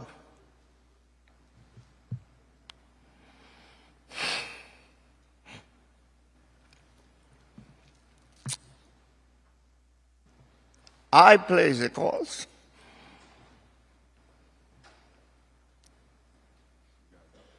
Anytime, any day, he never said no, and he always brought hope, faith, and love. At the last fight, in the middle of the celebration, a hand pulled the head of George to the side and planted a kiss, a gentle kiss of his head. It was Michael Moore.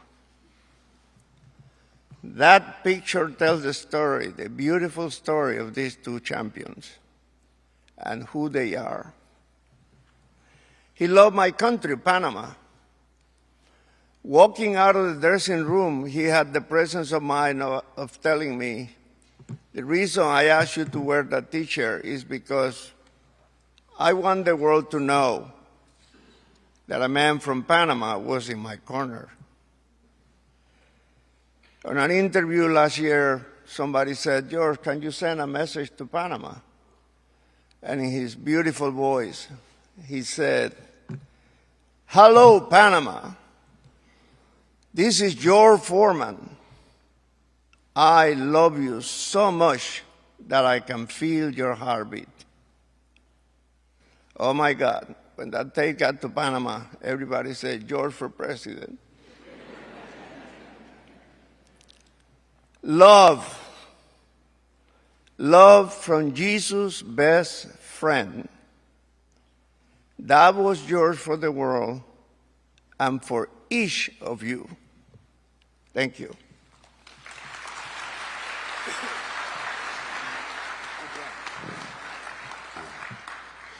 Now I'd like to take a moment to introduce a multiple division world heavyweight champion. We have more title belts in this room, my goodness. Michael Moore.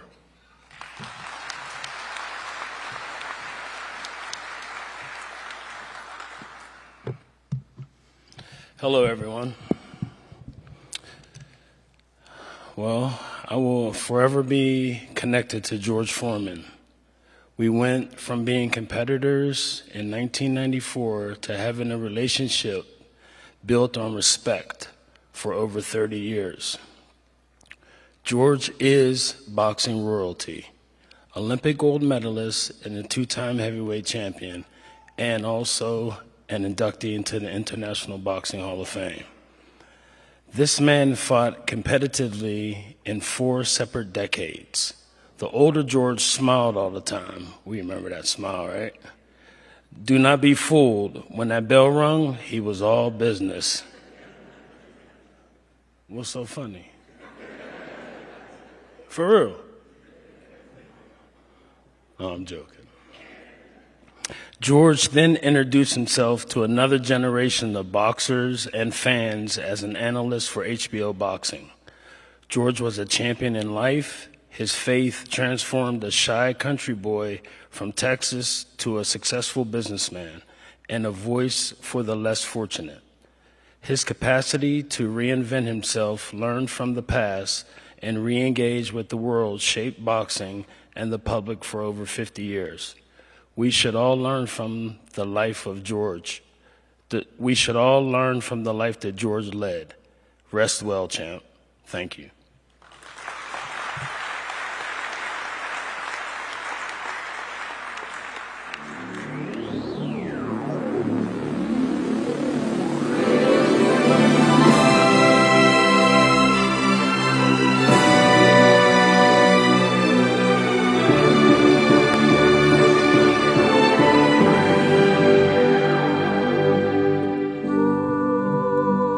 Now is the time to say to all my friends and fans, I found that old saying, all things are possible if you only believe, all so true. Having to look up one day severely overweight, financially devastated, and with a host of children and family members to support, I was faced with the impossible. You see, most of my life I had been told, you cannot get an education, you cannot play certain sports, you can't get a job, and you can never be heavyweight champion of the world.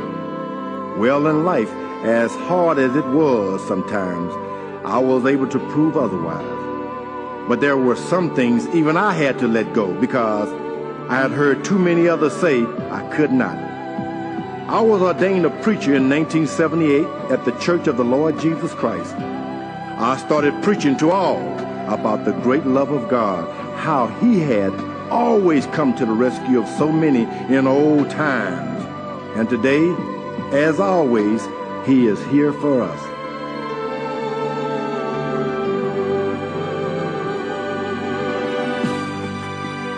But now, having told so many men and women who after long marriages and lost loved ones, sure you have lost your loved ones, but God is there. God is there to help you. Keep living. He will make a way. A brighter day is coming. You see, as a preacher, you must sell and sell every day. Now, it was I who was old and penniless. It was I who had to buy the product I had been selling for years. You can, George. Even when others said, you are going to get hurt, you're too old, it's impossible. Well, at the age of 45, with the help of Almighty God, I became the oldest man to become heavyweight champion of the world. The moment it happened, I fell to my knees and thanked God above. I said, thank you, Jesus, for what he had done for me.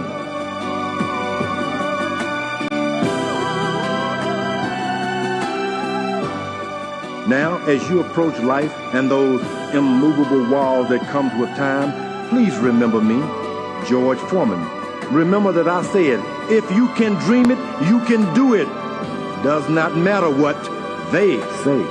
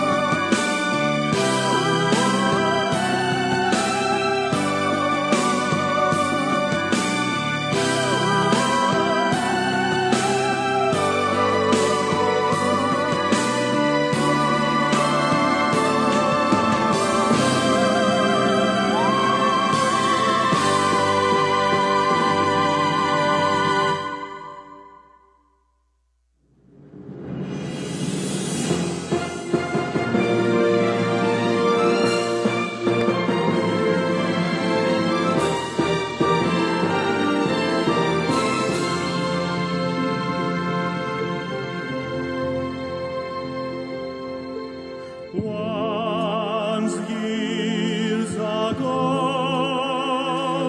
I was seeking to please myself, but then God showed me Jesus. Now that is all I got left. He walked into my life, and he paid me the same sins.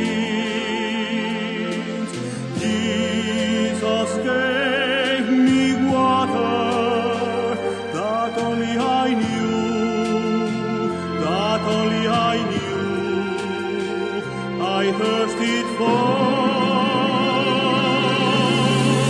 So I gave him my life, I gave him my life. I gave Jesus Christ my life for the love that he showed me. So I gave him my life, I gave him my life. I gave Jesus Christ my life for the love that he showed me. So many people don't know he's alive, and so many people don't even know that he exists, and that he died on a cross for all of us, for all of us who were in sin,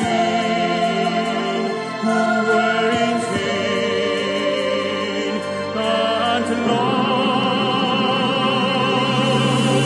So I gave him my life, I gave him my life. I gave Jesus Christ my life for the love that he showed me. So I gave him my life, I gave him my life. I gave Jesus Christ my life for the love that he showed me. And I lean on Jesus for my rest, and when times get hard, he sends me a little laughter. So I gave him my life. So he gave him his life. He gave him his life.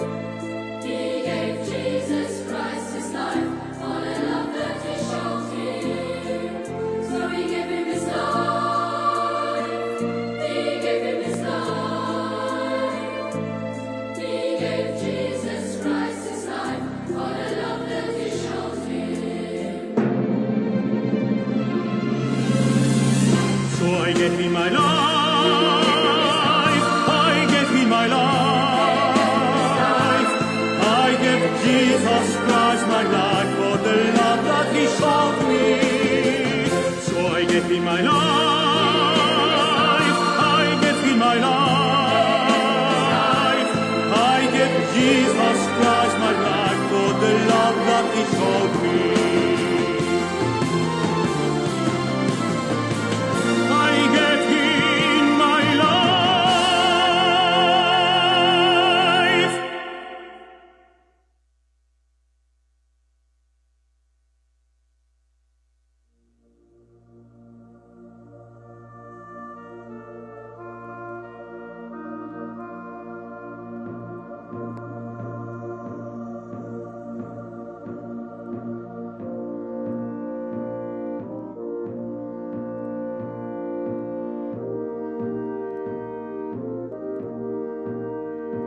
Throughout my life, I have been fortunate enough to set and accomplish many goals. As a teenager, I was an Olympic gold medalist. In the span of 20 years, I was twice the heavyweight champion of the world. Often, I have been asked, where did you get the courage, physical strength, and spiritual motivation to achieve so much? To be a champion, there are three things we all need. Number one is faith in the man upstairs. Because when all else fails, there has always been for me the falling down on my knees, even with all my fears requesting his mercy. Then there is the mirror, that big thing we all have to look in most every morning, whether half asleep or fully awake. We see the person who really controls our destiny. Knowing no matter how others see us, we've got to be content with a face. Winning and losing can never assure a lasting smile. But saying to the face you see daily, I did my best, can. Of course, like any other athlete, I had to practice and push my body to the extremes. But to be able to get off my back, reach for the rope, and pull myself up time after time in life, I needed words. Words that I could hear through my loneliness. When you reach for the stars so many times, you are alone with heartaches, disappointments, and even grief. I needed words that would renew, refresh, and restore my very soul.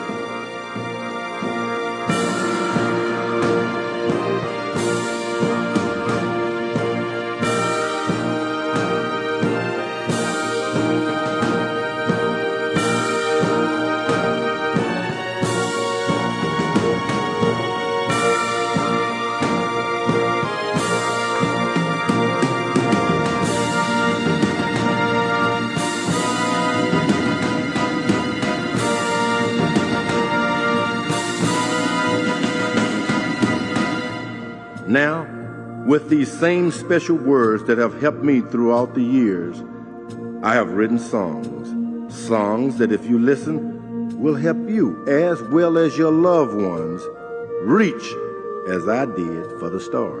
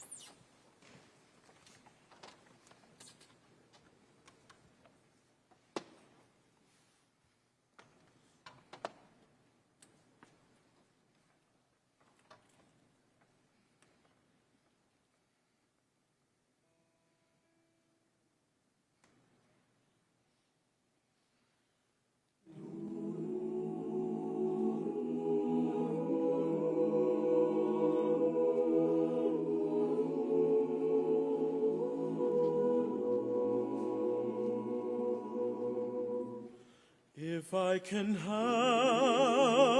somebody as I pass along, if I can cheer somebody with a word or a song, if I can show somebody he is traveling wrong, then my living shall not be in vain.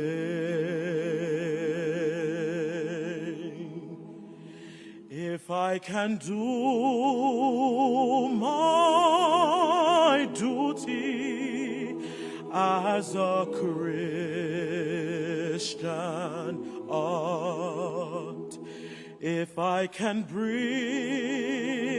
back beauty to a world abroad, if I can spread love's message that the Master taught, then my living shall not be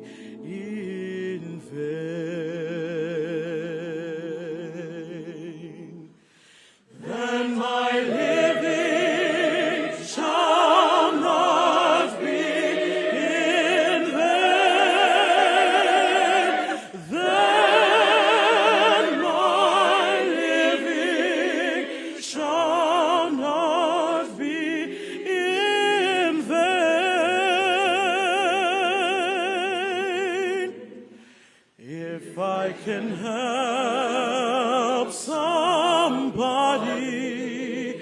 as I pass along,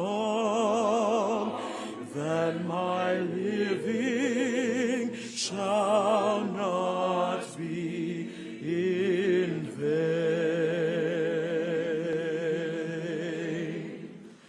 Then my living shall not be in vain. Then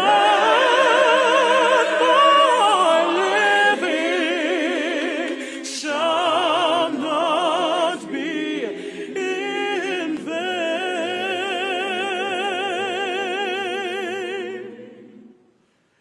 If I can help somebody as I pass along, then my living shall not be in vain. Then my living shall not be in vain.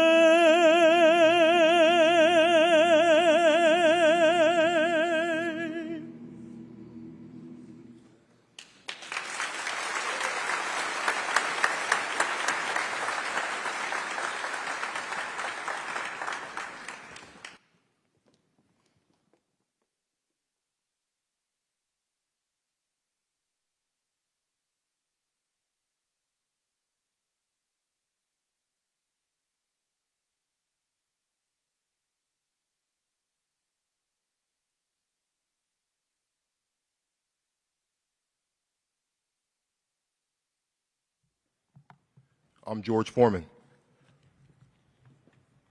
How well do I remember how Jesus brought me through?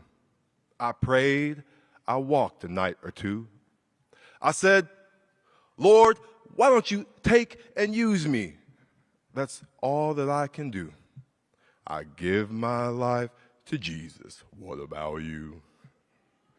That was a song my grandmother gave to my father. He was going through a hard time. So now I've given it to you. My he's not just my dad, he was my friend and my mentor. Same as to my brothers. He didn't build a corporation, a true corporation with board members and whatnot. He grabbed us all as boys. It's time for you to get to work. I turned 16. Similar to all my other brothers, come of age, and we think, like MD Anderson or like Texas Southern, we're going to get our $1 million. I walked in with a big smile on my face. I was 16, driver's license. George said to me, boy, when I was 16, I was taking care of my mother. You're going to be Batman or Boy Wonder for the rest of your life.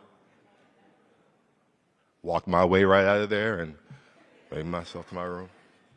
But he raised all his sons. He called us his young executives.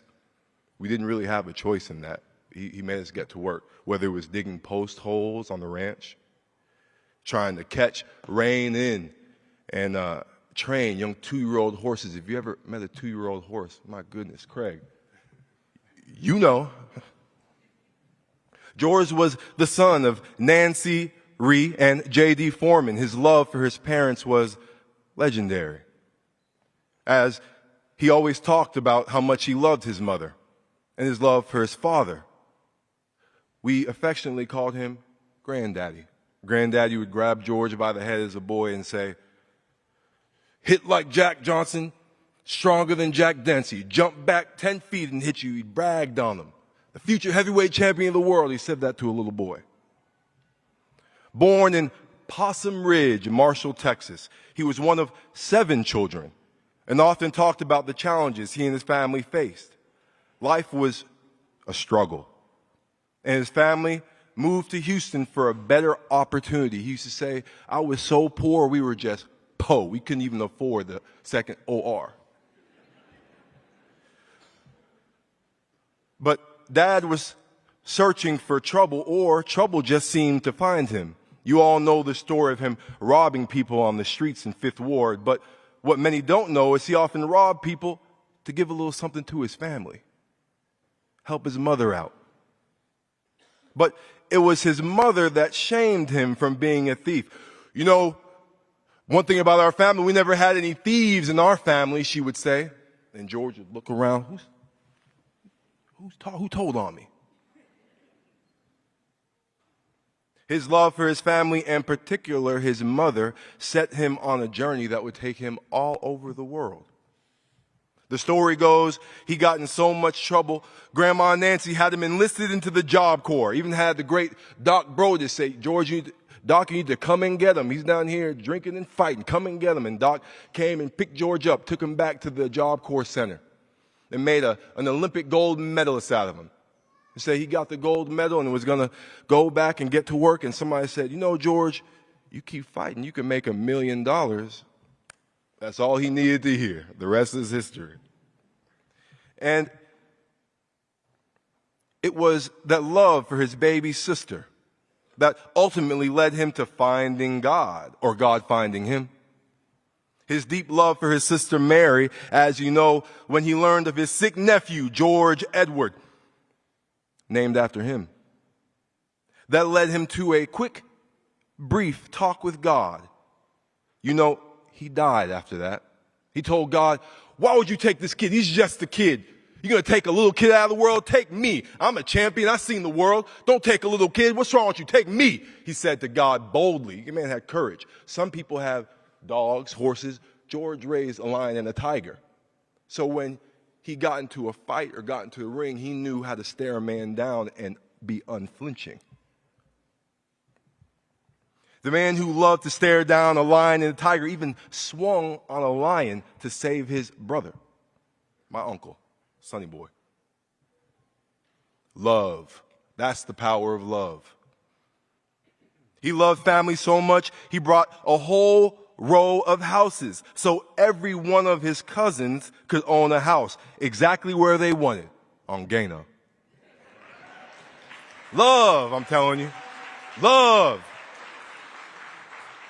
He loved his mom and dad so much, he continued to move them and his sister to live within blocks from his home, no matter how far north he traveled. Even through a flood, walked through a flood one time. He said, I got to figure out how Kingwood was flooded, became a river. And he said, we got to go. I got to go get my mom and dad. And made us walk through a river to go get his mother and father now. And while we were going there, he kept thinking, how am I going to carry granddaddy? Because he's so big. Treading through fire ants, tearing me up. Treading through the water to go get his mother and father through the storm. I see Deputy Rosen here. We were in Dallas, Texas. A terrible hurricane had hit the city, ripped it to pieces. And George said, I can't be here. We left a nice hotel in Dallas, came back to Houston. And Deputy Rosen got with us, opened up the center, devastation in the city like I'd never seen. And George opened up his beautiful facility, untouched, to help the community. Thank you, Deputy.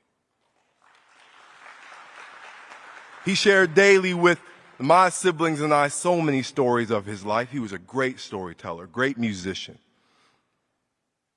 He shared stories with us daily, stories full of wisdom, humor, and God's truth. His view of life was elevated. His love was bigger. His heart was wider, different.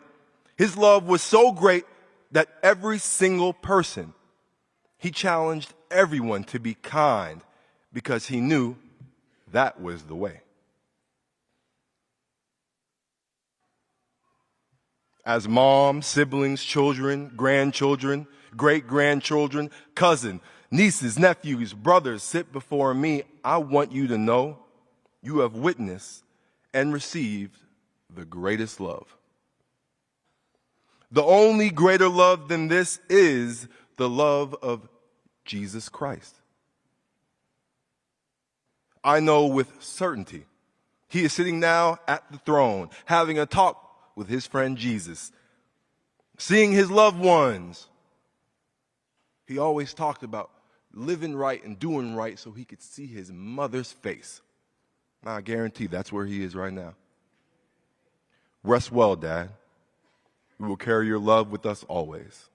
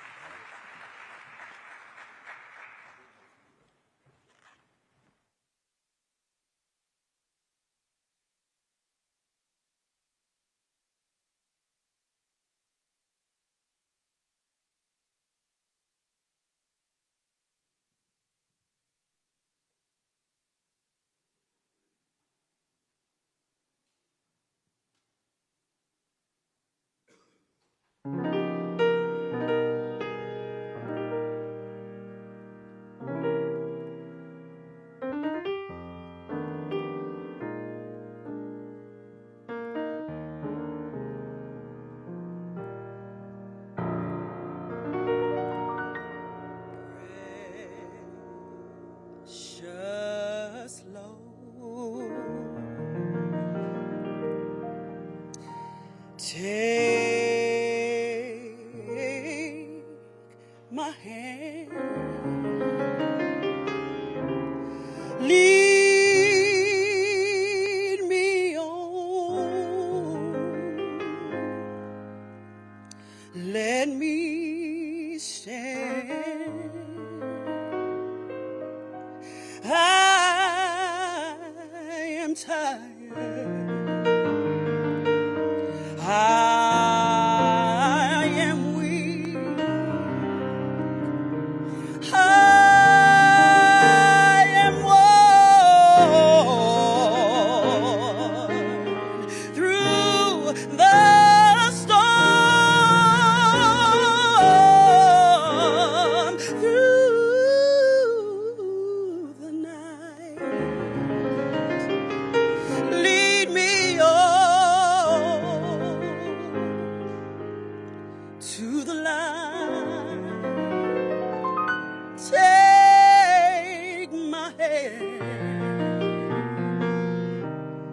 precious Lord, and lead me on. When my way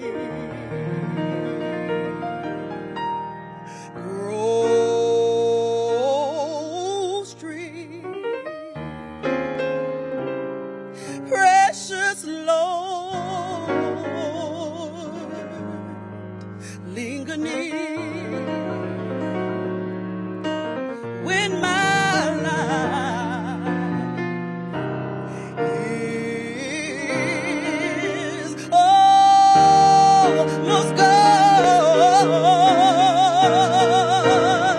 and the river I will stand. Guide my feet, Lord. Hold my hand. Take my hand, precious Lord, and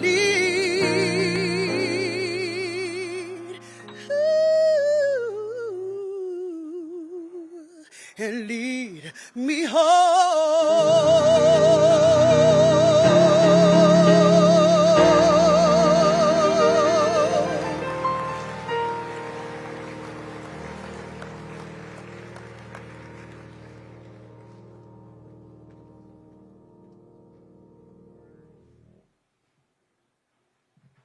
Let us pray. God, we thank you for giving us a guide in discovery of how to find miracles, how to find forgiveness, Most importantly, how to find love. We ask that you help us to become the guide for others. We ask that you watch over us from here, our leaders, our friends and loved ones, to leave from here inspired to carry on the inspiration that George gave to us, the inspiration of love and the inspiration of faith. God, we ask that you watch over us from here, help us move safely on. Everyone represented here, the friends and loved ones, wrap them in safety, wrap them in love and comfort. Be by the wife, the daughters, the sons, the brothers, sisters, and cousins of George. Show them that his love is there waiting for them in eternity. We ask you, God, for this in Jesus' name. Amen.